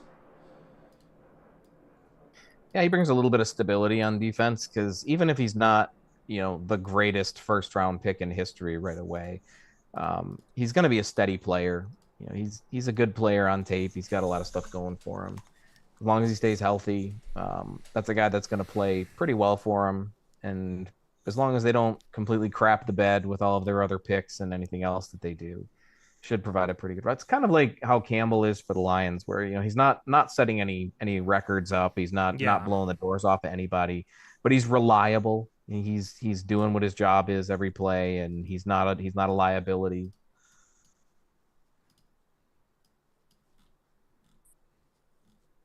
Obviously, Walker's not as cool as Campbell is, because he didn't go to the better team. They do have better black uniforms than we do. As someone who lived in Georgia, I probably have to stand up and fight against that. But sorry, man, I loathe the Lions black uniforms. Always have. Oh! You're talking about the Lions ones versus Iowa's. Okay, never mind. Yeah, no versus. So like, I thought you were doing Georgia versus Iowa for a second. No. Just the way the Falcons black uniforms. The Falcon. I mean, red and black just go so good together to begin with. Yes, and like that's kind of their old color too, and it's always kind of been like that. If anything, I just think they need to go back to the old logo. I would love to see that too. I'd like to see more of that in general. I wish they're kind of lessening or lightening up the rules on what they're doing with helmets, which I like. They should do that. There shouldn't be any limitations. I think that you would get a lot more. Like they just want to make money. You could market the living crap out of having different uniforms pretty much every week, and people would eat that shit right up. Oh yeah. That's like the soccer model on everything. I just feel like every time I see a throwback, it's almost always better than the current uniform. Yeah. Like there's very few uniforms where I'm like, yeah, the new one was an improvement. Over the last one, it would have been hard not to, though. The Lions black uniforms that they had before were I wasn't just talking Lions, but yeah. Yeah, the Lions ones were bad, and I don't like the current ones just because the Lions colors are Honolulu blue, silver, and white. The addition of black is lazy to me, and a lot of teams do it. Half the teams in the league have a black alternate, and a lot of them look better than the Lions one does. Players love it, and that's kind of what's just gonna make it at the end of the day. I mean, there's not really any alternates you could really do unless you really want to go like, hey, we're gonna honor the Portsmouth Spartans. We could do that. We could do that though, and we could have the red ones that they had when they had that coach from, what was it, Indiana or something. We had red uniforms. Oh, really? Red? I do remember the red, but like Portsmouth Spartans, if I remember, were like gold. They were like Vikings colors. They were like gold and purple with like the Michigan winged helmets. Ugh. That was their awful. like aesthetic. Yeah. The Lions have good colors though. Honolulu blue is a unique color. Nobody else in the NFL uses anything close to that. And silver is one of those things where the teams that use it are underutilizing it. I think the Raiders have done it best with some of the stuff that they've been able to do with it, but they've got black as their alternate, their regular color. So black and silver is just too good to turn up. You can do so much with that. I think the Lions missed out on an opportunity when they did the all gray outfits to have an all silver one. I think that would have looked dope as hell. But we haven't seen it yet. Like I don't think the grays were very good. I thought they were all right. I liked them a lot better than most people did, but I felt it was a missed opportunity. You could have done the silvers there. Chad, I'm gonna need to know how the hearts broke for the Detroit Pistons. I'm seeing the score with about 6 seconds here to go, and I see some people in chat saying Pistons why. So I haven't seen how that broke down, other than they clawed back enough but didn't get there. If we trade up, it better be in front of Green Bay just for Grossie's fury.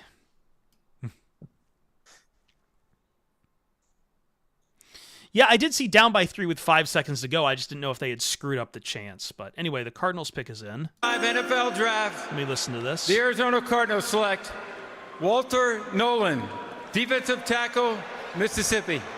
All right, so Walter Nolan goes to the Cardinals. He's a pretty diversive player, Walter Nolan. He's also seen a lot of people saying that his stock has been dropping for quite a few weeks. It feels like it's been the whole story, but apparently not. Apparently his stock did not really go anywhere. Nope. Middle of the first round, I think that's about where they put him. Lionsman 86 says, surprises me. I thought Harmon would go first out of Nolan and Grant. I would agree, but there's some medical stuff that came up with Harmon like later in the draft process that I think might push him. And I've heard that it could push him all the way out of the first round, which is insane to me. He's a phenomenally talented player. We know Brad Holmes is never worried about medicals. He don't care. That is my. I mentioned this on Twitter. I think it's been more than a week now, but I don't think there is a better player to scheme fit than Derek Harmon to the Lions. There's a lot of guys that could fit anywhere, like Abdul Carter, and Hunter. But like when it comes to guys that need a certain fit to work out, like Brian Branch. This is one of those fits where if Derek Harmon falls to the Lions and they take him, that is an all-pro caliber potential just because of the way that he plays, the style of play that he has, the quality of play that he puts up, and the way the Lions play football. They just line up so perfectly.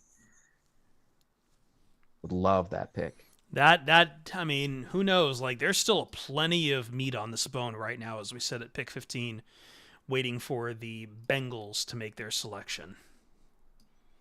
What time is it right now? I've got these, like, I actually did meal prep this week. It is 7:00. I might have to like fire up step aside for like 2 seconds, fire up the oven. I made these like cheesy chicken garlic rolls, roll-ups, and they are with cottage cheese, which I know that's not great for everyone. I love cottage cheese though. But they are very garlicky right now. They're substituting. It's big in health circles right now. They're substituting cottage cheese for like everything. Yeah. I've seen it used in like mac and cheese and this garlic sauce I made, and like God, I saw someone mixing it in with eggs for like a breakfast sandwich. I don't know if I would do that. But I am a big fan of cottage cheese, especially the Nudson's out here, which is like a California dairy with like that has a low fat option that is just tremendous. I eat that shit straight out of like the tub. Don't even need fruit with it.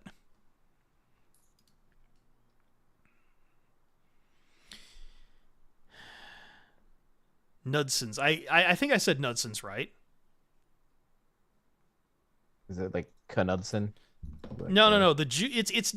I don't think it's the same as the juice company, because I know there is a juice company named Nudson. So it's just Nudson, not Nudson's. I kind of did the Michigan thing where I add Meyer to Myers. yeah. Nudson's is the juice company. Nudson without the possessive is cottage cheese and sour cream.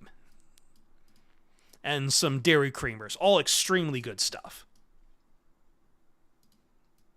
Ooh.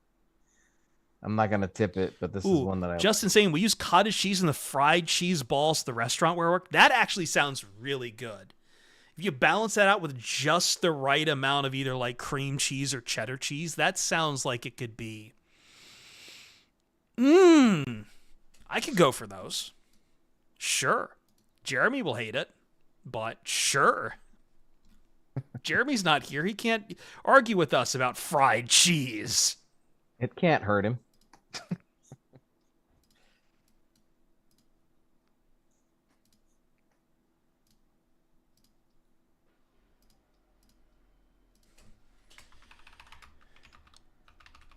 Let's see. Did they actually... Oh, crap. My feed went out. Bengals pick is in.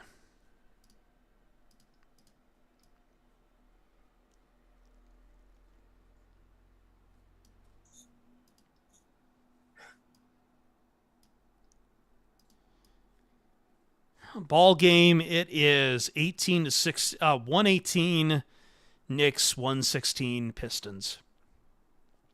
It is very funny that this series, I hope this series sparks a good rivalry. Because I feel like if you're talking about culturally, I feel like the Pistons and the Knicks are very DNA-wise close to each other. The Pistons were always, the gritty, fighty team, but so were the Knicks. Like, you look at the Knicks' history and who they always had the chip on the shoulder and everything. Like, and I just do not think the Bulls are ever going to get off the mat to make a good NBA rivalry with the Pistons anymore. I really hope this goes 7 games. I really hope the Pistons win, and I really hope Knicks-Pistons becomes a thing for a while between Brunson and Cade. And, like, that feels like a classic NBA rivalry. A bunch of just two hard-ass teams just red-ass with each other all the time. Rivalries are always the best, though, even the little ones. Ryan Field thinks it goes 7, former Detroit TV, now in New York. Brunson is a floppy B. Yeah, I know. I know. I think I saw a Pistons account bitching about a backcourt violation that wasn't called, but... Gordon Ramsay likes adding sour cream to his scrambled eggs. That's very common. I think that's an Anthony Bourdain trick, John. By the way, John, get in the stream. Get in the stream where you can, John. But yeah, I think that's an old Anthony Bourdain trick as well, where like Bourdain would fry up bacon first, then use the bacon grease to start cooking scrambled eggs raw, and then he would add in sour cream near the end of scrambling them with the bacon grease, fried in there. That's like using sour cream for scrambled eggs is a big celeb chef trick. And I've done it before and it works. It really works. I love eggs like that. Shamar Stewart is going to the Bengals. Love that pick for them. That's great. That's a great pick for them. I'm excited for that pick for one very selfish reason. Trey Hendrickson getting traded? No. Even dumber. Even dumber than that. The top 20 for Raz for defensive end has guys like Mario Williams, Myles Garrett, Sean Merriman, Kyle Vanden Bosch.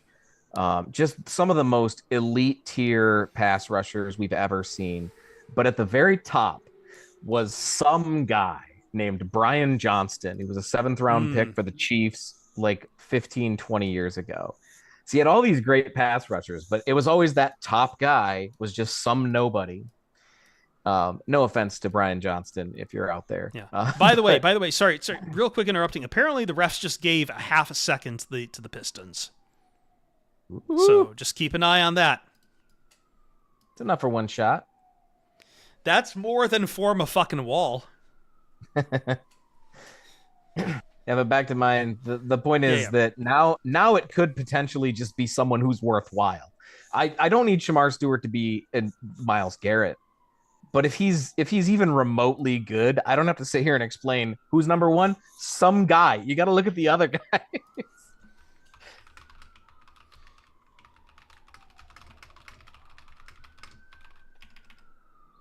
I don't like having to explain stuff. Not that I don't mind explaining it, but I don't like having to. I prefer that things are explained just by looking at them. Yeah.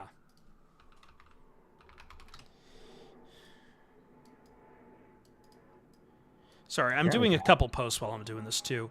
Do you mind if I step away for like 2 seconds just to turn on my oven so I can get a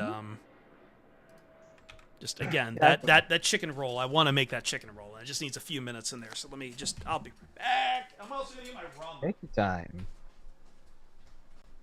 Yeah, I don't know who's going. Now we got Seattle on the clock. Seattle needs what? Potentially a quarterback, potentially a running back. Those are lower end needs, though. They need a wide receiver. They need a tackle. They need a guard really bad. So this is probably going to be another one of the offensive linemen. Who do we still have? We have Josh Simmons, who is probably going to be the pick. Gray Zabel could go here. I don't know if this might be a little early for Gray Zabel. Josh Connerly, I don't think he goes until a little bit later in the round. So this is probably... I'm just talking about who it could potentially be for the Seahawks. Let me adjust my camera real quick. Uh-oh. It's getting dark here, so I need to kind of like add some gain back into this. Bye, Goblin. Weird creeper. Did she leave? Oh, no. That's actually our good cat. We have a good cat named Goblin and an evil cat named Soft Kitty. Oh, wonderful. So it's going to have an inverted expectations. Yeah. And we have a new one who I got to name. We rescued a cat. She was a stray. And I told the kids that they could keep her if I got to name it. So we have Goblin and Soft Kitty and Tyrannosaurus Rex. That's the other one.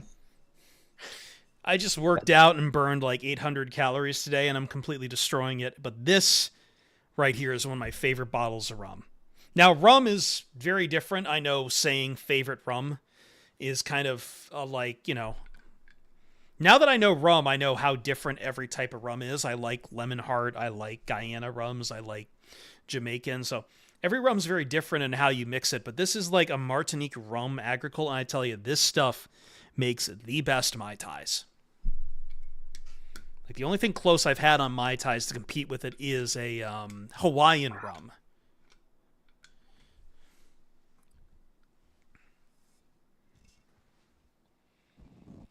Tell you, man, stuff tastes like cocoa butter.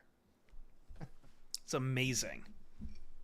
I love rum. I don't drink it very much. So I come from a family of alcoholics. So I always worry that if I start drinking stuff that tastes good, I'll fall into one of those habits that my family has fallen into. So instead, I drink gin because gin will never taste good. There's no way to find. Hey, man. That's probably booze number 2 for tiki drinks is gin. Saturns and Singapore Slings. It's whoever decided to make gin. Juniper berries? Like, wait a minute. So we're going to make alcohol out of juniper berries. Berries, that sounds good. Do they taste good? No. It tastes awful. Hold on. This might be a huge blow for Lions fans out there. The Seattle Seahawks have selected Gray Zabel. Guard, North Dakota State. Don't like that. I have questions about how he became center 1 in this draft. I have questions about how, and I'm not trying to sticker scout, but like it really does feel like North Dakota State gets so much more attention for their prospects versus anyone else in the FCS that we kind of forget that they're FCS prospects. And they're the closest to being a non-FCS as any FCS team. They've got very good level coaching compared to a lot of their peers. Sure. Like Georgia Southern and App State were really good in the FCS, and they moved up to the Sun Belt. Yeah, but like they've stayed down there. Yeah. And I think that if a team does move up, they'd probably be the next one in line. Yeah, they're just it's a well-run football team. And their offensive line particularly is run in such a way. It's kind of like in a similar vein of how we view Iowa, Boston College. You know, some teams that's just their specialty. They're really good at producing offensive linemen. Utah would be another good example. BYU is another good example. North Dakota State's just a team that likes to produce quality offensive linemen. They do a pretty good job. Not very good quality quarterbacks. Not that, no. But you can't win all of them.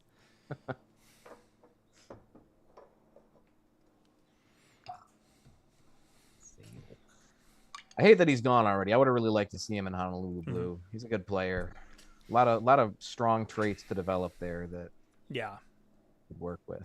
Would you play him as a guard? I mean, I think short term you play him as a guard. Would you consider him for a center eventually? Again, I feel like the center talent is a little bit overblown considering he didn't actually play that in college. That was just something that... guard. I like him at guard. The center thing's very interesting because I know like Brugler put him as center one, but it's like the only center experience he really has was like, correct me if I'm wrong, but I'm pretty sure it was just at the Senior Bowl. Might be. They asked him to play center, which he had never played before. He's a good enough interior blocker that maybe they just want him to, you know, take that next step. He's a pretty smart guy too, and I don't know enough about it to speak like I have in some previous drafts for some of the centers, but that's a big deal for center being that cerebral aspect to it. And maybe it's just being understated how important that is with him specifically. Like maybe he is one of those guys that's able to very cleanly articulate everyone else's blocking assignments. Sorry, I got to tell. Jeremy poses the question, is there anyone left on the board you'd be down to trade up for? And I just had to send him that I am ready for Holy Jihad.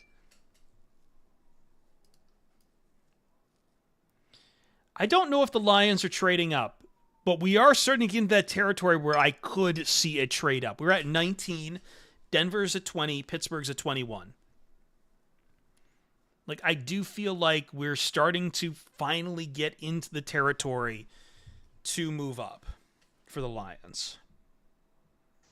We're also starting to get into that, you know, potential quarterback trade up. Once we hit 20, that's kind of the range where it starts to really come up, you know, where people are trying to do that. Still, this is great. This draft's only been going on for 2 hours, and we're at pick 19. It is slowing down a bit, though. It is that. Unfortunately, I was hoping it was going to keep going. I feel like the memo went out to teams like slow the roll. We've got to sell the traffic still. He's on the clock. This is the one thing I've hated about day one. The traffic. I'm sorry, I'm using a broadcast term, but like the ads that they need to run have just got, it's even on day 3, it is lousy, bro. It is lousy how many they've got to fit in. This is a fun pick, actually. The Bucks are on the clock. Yeah, let's see this. I have no idea what they're doing. They could go any which way with this pick. Yeah. Like I could see them taking anything off the board. I think I'm going to lean offense for them. I feel like a new weapon for Baker Mayfield is in the cards, but I could not. I would really hate it to be Matthew Golden, but I can't see Golden in the first round. It's crazy to me that's a whole really thing. Brugler had him as his wide receiver too.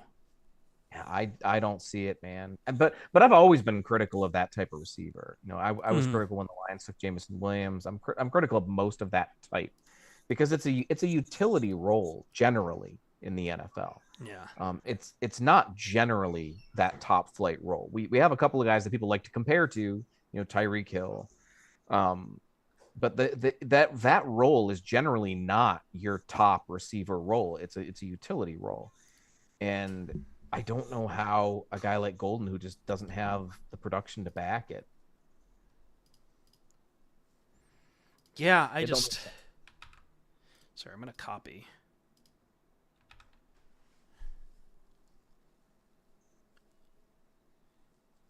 Broncos are on the clock, so they must have picked. Well, I'm still waiting for the Bucks pick. It says pick is in. That's what I just said. I just saw something saying the Broncos were on, so they must have picked.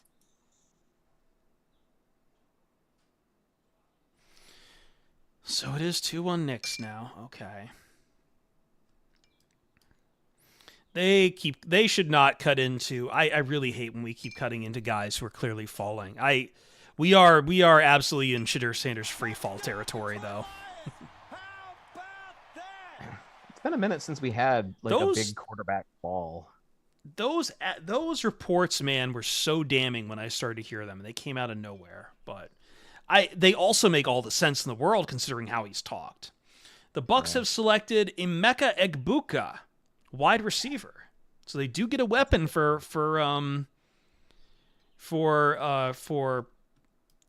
why did I just blank on his name? Baker Mayfield. Not Golden as I had thought, but that's a hell of a weapon.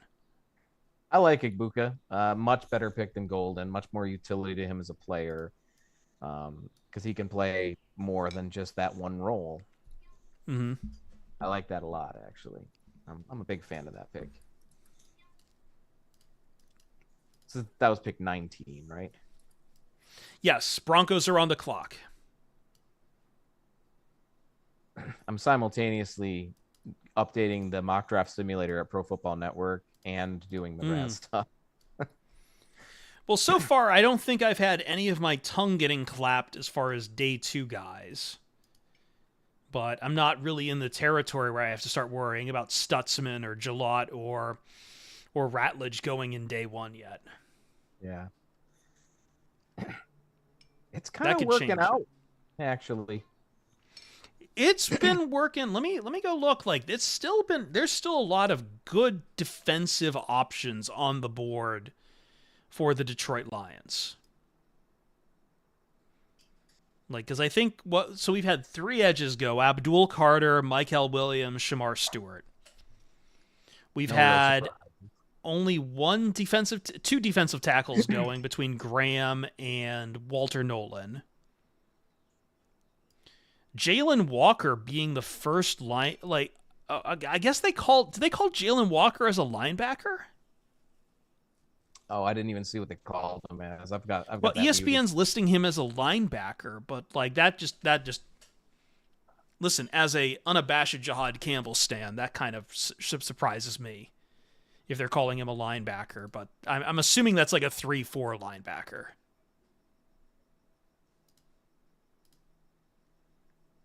Oh, I've got to adjust the view. All right, let me adjust the view here real quick. We will get our friend, John Whitaker. Why? Oh, right, I need to adjust the camera. Hold on. Jeremy's going to have to redo everything here for the... No. Performance view, no properties. That's what I'm looking for. Automatic, Acer, Pixio. There we go. Hello? John Whitaker is with us. I'm going to have to change all the labels again. I'm trying to figure out how to turn you down. Let's see. Oh, yeah, sorry. Okay. I haven't used Zoom since university, so it's been a while. Are you at Whitaker on X? Is it just Whitaker on X? Yeah. Okay. I think I have that on Blue Sky, too. Yeah, I'm just changing the labels since I'm fouling up everything for Jeremy. So when he comes back, he has to fix everything, including the monitors. But now we've got 3 with us. Apologies to the Pistons fans who are just joining us, by the way. But we are on pick 20. John, how are we feeling so far about tonight? I'm feeling okay. I think it's kind of played out how I thought it was. Like there were a few bigger name edge prospects that I was like, yeah, they'd be great to have with the Lions, but I didn't know if they would fall. So like Williams for one, Stewart was another. So like there's still a few guys. I think is Mike Green still on the board? Mike Green's still on the board. So I mean, like he's one, but he's not a great culture fit. But we'll see what happens. I just frankly have no clue what direction the Lions are going to go. Like realistically, outside of quarterback, how many positions actually would surprise you? I mean, I think running back would be weird, but also there's some method to their madness. Amari and Hampton, I don't see that as a number 20. Trevion Henderson. They wouldn't take Hampton. Did they go for Henderson, you think? Why not? I don't think it's going to be running back. I'm paying attention to the madness part, not the method part. Fair. I don't think wide receiver, tight end, or running back or quarterback is. Quarterback, tight end, running back. I don't think those 3 positions are on the board. Everything else, I would even take safety off the board at this point. But we are starting to get into the territory where, like, I mean, I feel like signing Kirby, they're going to sign Branch. I don't think the opportunity cost of dumping Branch in favor of someone like Emanwari makes a hell of a lot of sense. I mean, if unless you're playing Emanwari as like, or Branch or Emanwari, you're playing one of them as like a positionless DB or something. That's what I was just about to say. Unless they're really leaning into that 3 safety thing, and they play one of those 2 as the positionless, probably Branch. Unless they're really leaning into that, I don't see them picking up a safety at all. I do like Emanwari as a safety prospect, though, man. He is. Oh yeah. He's a menace. He's like, it's a linebacker's body playing safety, and still speedy as hell.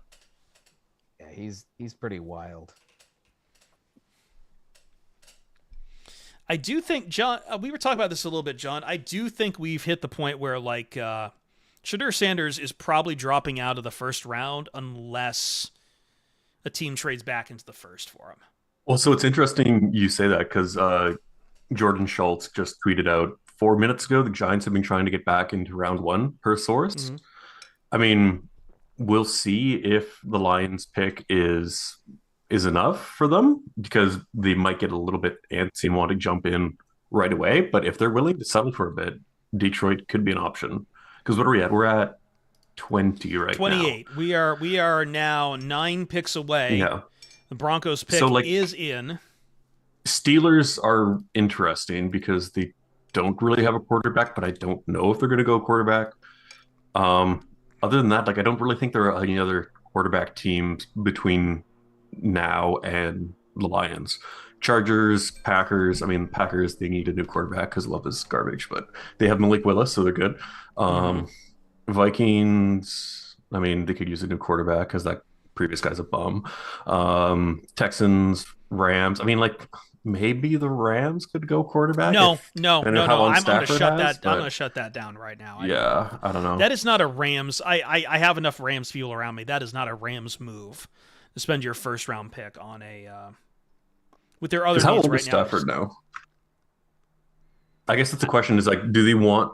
They probably have like 1, maybe 2 years of Stafford left. So it's like, do you want to try to capitalize on that or try to extend the window, right? And it's kind of a similar question that Lions fans have had, right? It's like, do you want to go all in or do you want to be competitive for multiple years, right? But I think if you gave them the choice, they would probably look to shore up the offensive line if they're going to do anything on their offense. They're announcing Broncos right now. They're announcing Broncos. They've got a Make-A-Wish kid up here right now, so I think he's about to announce it. Let me. Let's go Broncos! So I thought that was Zach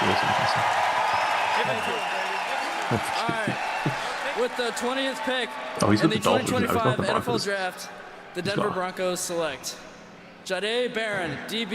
Jahdae Barron, cornerback from Texas. It's an excellent pick for them. I've had some conversations about Jahdae Barron to the point where like I've really kind of gotten pretty high on. He was 11th on PFF's big board. That's what I mean. Like I'm like searching for him now on the big board for Dane Brugler, and like this is what I mean. Like we before you came on, but like man, we've got no consensus this year on anything. I mean, I think probably the only consensus was that Cam Ward was going to go first overall. I mean, yeah. Other than that, like, well, I think it was going to go Ward, Hunter, Carter. I feel like, or I think we had the consensus of who was going in the top 5. I think I think that's fair. I think the argument was who was going where, but I think we all kind of knew who was going in that top 5. Like we even talked about it when Campbell went. It's like it would be surprising if it was somebody other than him, but it wouldn't be, so shocking that we couldn't wrap our head around it. It just wouldn't be what you expected. I'm kind of at the point where I don't think there's going to be many picks that would upset me as a Lions fan. Because for one, you're picking pretty late in the first, so you're already kind of accepting that you're probably going to get like a lower level compared to those like top 10 picks. But also, it feels like the Lions, like I know people like to say, well, we need wide receiver help. We need running back, not running back help, defensive end help. But like, I don't know, the Lions really aren't forcing themselves into getting a specific position. Like I feel like those it's are so also hard to know. Yeah. Yeah, I feel like those are two positions that are very deep on day 2 as well. Exactly. And like you never know like who Brad Holmes is going to be in love with, right? Like I mean, Scorton we always will hear be about available. Jack Sawyer is going to be available for wide receivers. Like I've really honed in on the idea of Ayamanor reuniting with David Shaw. Mm-hmm. Canadian, I'll take it. Yeah. Yeah, I knew you'd like that, John. Yeah, I was so tempted to make a Pride of Detroit article about Canadian draft prospects. You should have done it, dude. That would probably do very well. That like well. I forget his name, but like the guy we had on to talk about like the it wasn't about Matthew Betts and Matthew Betts. Like yeah, like that podcast did very well for us. Like it is a realm of football. I feel like not a lot of people scout tremendously well. And there's a lot of reasons for that and barriers to scouting a 3-down game. Yeah, and I think over the past few years, we've seen some interest in Canadian prospects. Obviously, like Manu's one of them. And I think we're kind of reaching a point where, like, I'm not saying Canadian university players are going to be, like, first-round locks going forward. But I think, like, they're entering the conversation of draftable players. And that's something that we almost never saw. Like, going back, you probably would have to look at, like, Laurent Duvernay-Tardif as like one of the more high-profile Canadian college players. I'm trying to think of some other Canadian guys who were drafted. I think Canada's going to hit that post first, and then like I gotta feel Germany isn't far behind either. Yeah, like we've seen a couple ripples with German players, but they've never really like burst onto that main scene. But I feel like at some point we're going to get a GFL player getting drafted. Yeah, I love that you mentioned that because a few it looks like the Steelers pick is in. I'll hold my thoughts for a second. No, go ahead. It's going to be a second before we get up to Raj. Okay, they're doing the thing. Okay, yeah. So I think it was like, when was that? Basically last week or so, I had like a question of the day. It was like, oh, should the NFL draft be expanded? And like, yeah, you could add an 8th round, but I also think adding like an international draft would make sense because like they're doing all these like international series. Yeah. I love that suggestion. I love both.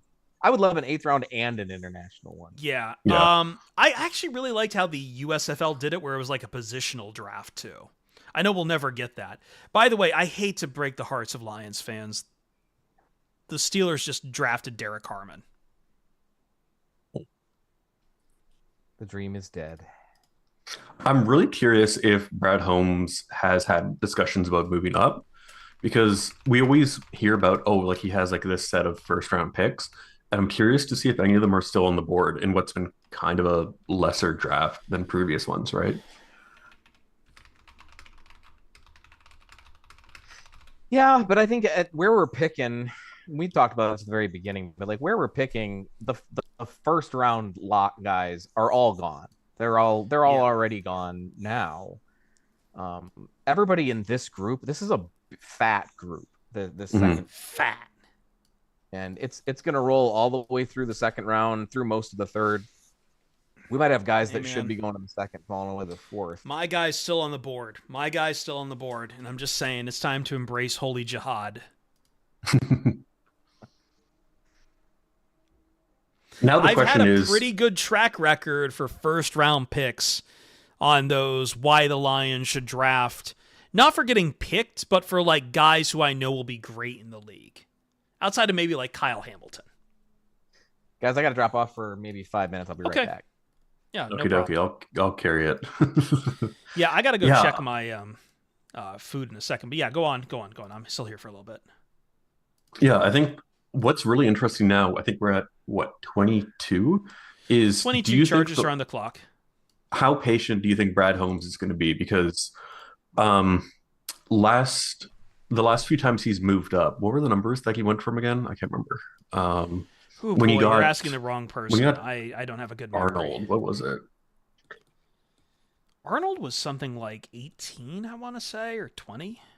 29, right? Yeah, it was 29. Yeah, so we're kind of in that territory where it's like Brad Holmes might get a little bit antsy, and he might be willing to give up like a future day 2 pick or current day 2 pick to get that guy. I'm curious about that because there's just such a gap on day 2, and there's so much good stuff on day 2. Yeah, that I think out of this draft, I just didn't want to see the Lions sacrifice too many future picks to go up and get their guys. Like in basically every single year, he's been trading future picks to move up, and like it's paid off. I think they've made some decent trades, but after the Manu trade last year, it's like, okay, at what point do you kind of have to realize you're really mortgaging your future on some of these guys who might not hit, right? Lost Oceans, the recovery time on a torn labrum, which I know he had surgery after the combine, I believe it's 3 to 6 months for sports. So that would actually, if he had it just around the combine, that would actually put him in line to be ready for the season, or maybe even preseason.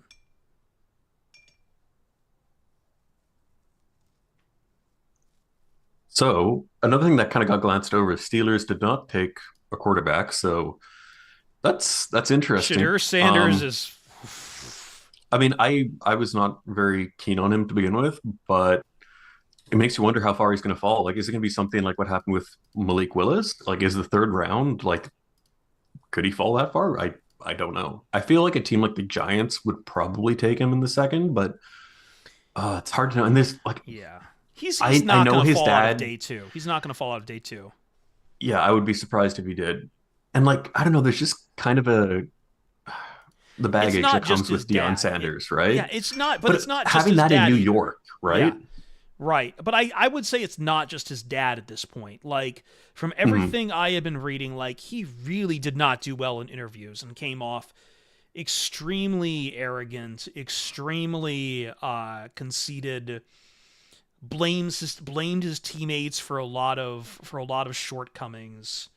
Like, I know it's kind of like, we kind of really risk it when we start talking about quarterbacks failing personality tests, but it sounds like this is the genuine deal of failing personality tests as a quarterback when it comes and everything he's said to the press in other instances lines up with what we know about him too. Like, it lines up with that picture too, because it's not like he's been shy of being kind of like just smug with the press as well. Well, he had some quotes last year, right, about like some of the media criticizing him, right? And it's funny, like one of his more common comparisons was Teddy Bridgewater, but like that's mainly just from like an on-field thing. Like Teddy Bridgewater is a class human being, like one of the better players you can have in a locker room, and even on the field, he was pretty dang good too for his time. So like, to me, Sanders doesn't live up to that profile either. It'll be very curious to see where he lands, because like, what's a good landing spot for a guy like Sanders? I'll wait for Chris to put his headphones back on. Okay, there we go. I was saying, like, what do you think would be a good landing spot for Sanders? Because like, you have to acknowledge there's going to be some level of distraction that comes with him being on the bench, right? And like, what's a team that's comfortable to have him? I frankly don't know. I don't know either, and I genuinely I'm not sure how much his father is really going to factor into all of this, and this is I gotta still think like Giants, Raiders. Actually, I'm going to take Raiders off the board. I think they're going to go with Geno Smith, but still, like that could be a long term for them to just sit behind Geno Smith. But like again, I feel like it's got to be somewhere where he's going to start, and I'm just not sure. Like I feel like Giants are probably the big option there in that What regard. if he's not starting though? Yeah. That's the worry is what if he's not starting? If this is the guy that you're getting, Gotta put this back in the oven. and he's not starting, what is he gonna do? And if you're the Giants, like the Giants are probably the most likely pick their team to take him, but like if you're the Giants, are you putting him in the New York market, knowing that he ain't gonna start? I don't know. To me, that just screams like any sort of struggle from their starting quarterback, whoever that is. I mean, I'm assuming it's going to be Russ, right? But like that just opens up huge can of worms. Like the leash from the media and fans is going to be so short because, like, honestly, we're going to hear nonstop about like, well, so and so quarterback's playing bad. Why don't you just plug in Sanders, see what he's got, right? Because that's kind of the notion. A lot of people nowadays tend to expect a quick turnaround from rookie quarterbacks. And like we've kind of been like really lucky with some of these guys recently, but some quarterbacks they need time to grow and develop. It's right? why personality is such a big thing for quarterbacks, and that if you like in a situation like we're talking about here, you're looking for a guy who's not going to take it personally if he's going to be sitting for 17 games. Right? And someone who's going to be there and is not going to have their head up their ass, like who's not going to just take it the wrong way when you're asking him to sponge up information. Like you almost need to pair him with like a certified veteran who might retire in like 2 or so years. I mean, I know you don't like hearing about it, but like the Rams, like maybe like who are some of the guys who are kind of getting I don't take the Rams off the board. I just don't see them taking a quarterback for the first round is my big thing. Yeah, like who else would even fit that bill? I don't know. See, my issue with that whole attitude, that entitled attitude that you get is where's the room for improvement? Because if you believe legitimately, and that's why the Bills hat threw me so much. If you legitimately believe as a draftee that you could supplant Josh Allen at quarterback, what am I going to teach you that you're going to absorb that you don't already think you know? That you aren't coming in thinking, I mean, I could beat out Josh Allen for quarterback. Well, then what am I going to teach you that's going to make you think you actually need to learn stuff? Because you're not going to beat out Josh Allen. No. Or Caleb Williams, or what's his name from the Chargers. Well, the Chargers pick is in. They almost went completely to 000s. Not like that matters. NFL will give you time, and the way this has been moving, the Chargers definitely did them a solid, giving them the full 10 minutes. But waiting to see the pick.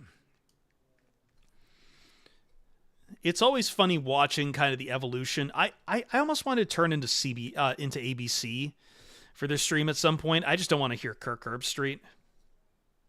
I feel like every draft panel is like it's always a little bit of give and take with some of the crews. Like,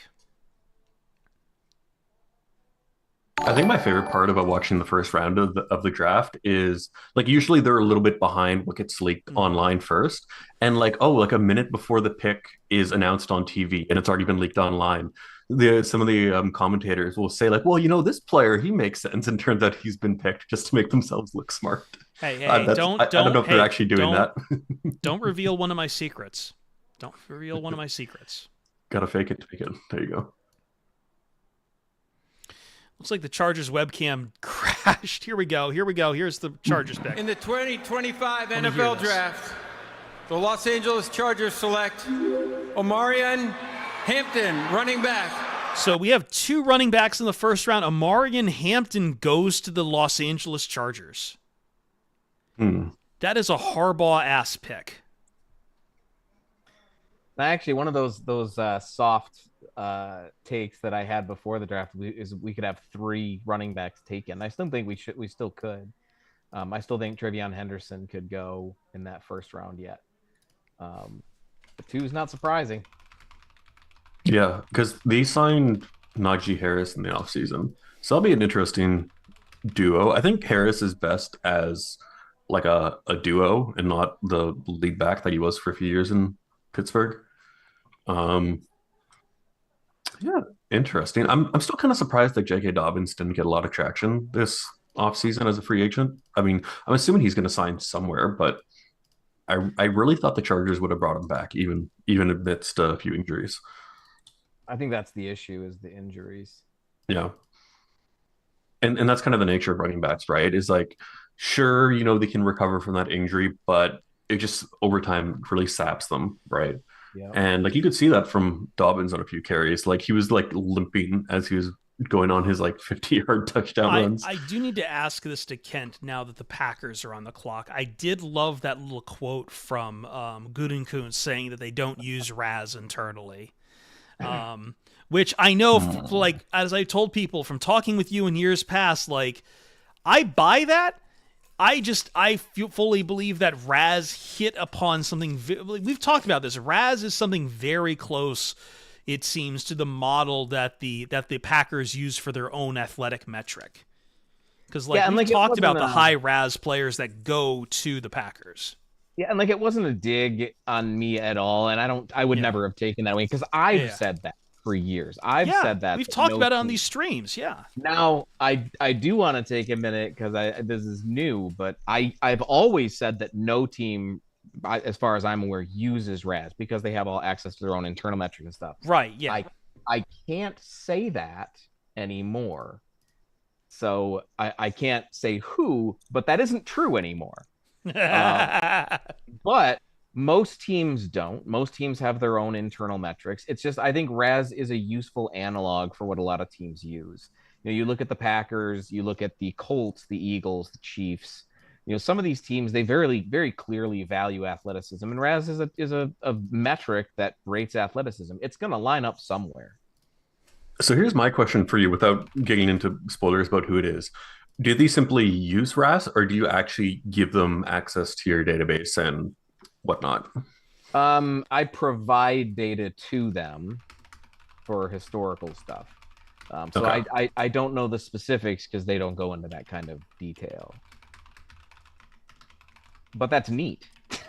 Yeah, I wasn't sure if like some general manager was going to your website and just typing in every prospect, like, oh, how did this guy do? No, I set them up their own nice little table, just like I did for the East-West Shrine and for the Senior Bowl, where it has their own little graphic that pops up whenever they pull up a card. Let me get through a few alerts while we're... Oh, sorry. Let me get through some alerts real quick before we... Just so we're set up here, and I need to figure out... I think it was Parfait Slut where we left off. Lost Oceans, thank you for being with us on Twitch for 50 months. Space Kataz, 39 months. I will sub you into submission. Thank you. I always get the spicy ones here. Nick the Greek, speaking of spicy, 100 bits. Look at these two sexual deviants pretending to discuss football. Nick the Greek with 1 bit saying both Ken and Chris are porky pig in it. Hey, I'm down like 12 pounds from Lent, so... And I had like a 6-month period where I could barely walk. And I didn't walk. Yeah. For the entire walk, and I didn't walk. Yeah. For the entire month of February. I didn't even walk. I think I'm doing pounds for what is that? Like 8 months of lost mobility. Yeah. RGA with us for 30 months saying FTB. We all know what that stands for. VR Master 1 been with us for 24 months. A bunch of follows. Kittle123 subscribe to, and Nick the Greek has used 10 bits saying John Whitaker is Porky Pig in it. I was at work, so I got a bit of a sunshine in the Pacific Northwest. Say it ain't so. Yeah, no, it's been a scorcher today. I think it was just to interrupt. It sounds like there may be a trade coming potentially between the Eagles and the Packers. Not confirmed.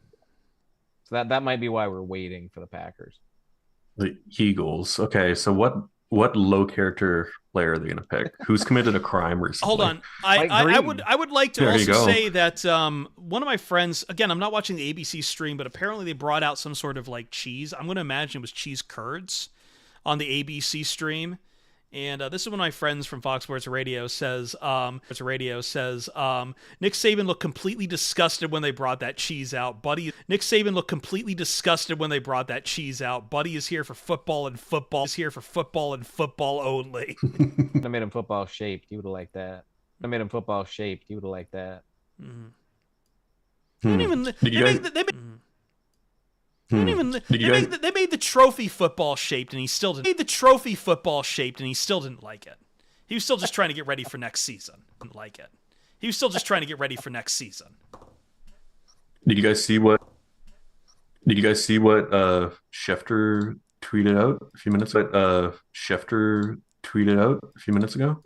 Let's see. Let me see what Schefter. Let me see what Schefter said. Kind of ignore Schefter. Oh, about Will Johnson? Team rap. Yeah. So, Michigan CB Willie Johnson Jr. One sec, Twitter scrolling me. Has a knee issue that has concerned some NFL teams. And helps explain why he has still not been selected. Brad Holmes, baby. I still don't know how that would fit. I still don't know how that would fit, but I could see him pulling the trigger. Yeah. I don't. It looks like Twitch is struggling right now. I think YouTube's doing okay. It might just be for your end. I stream bad now. Yeah.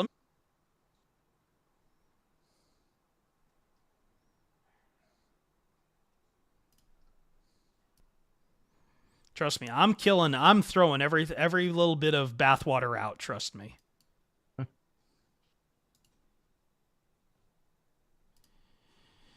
Let me, so I just rebooted the stream itself.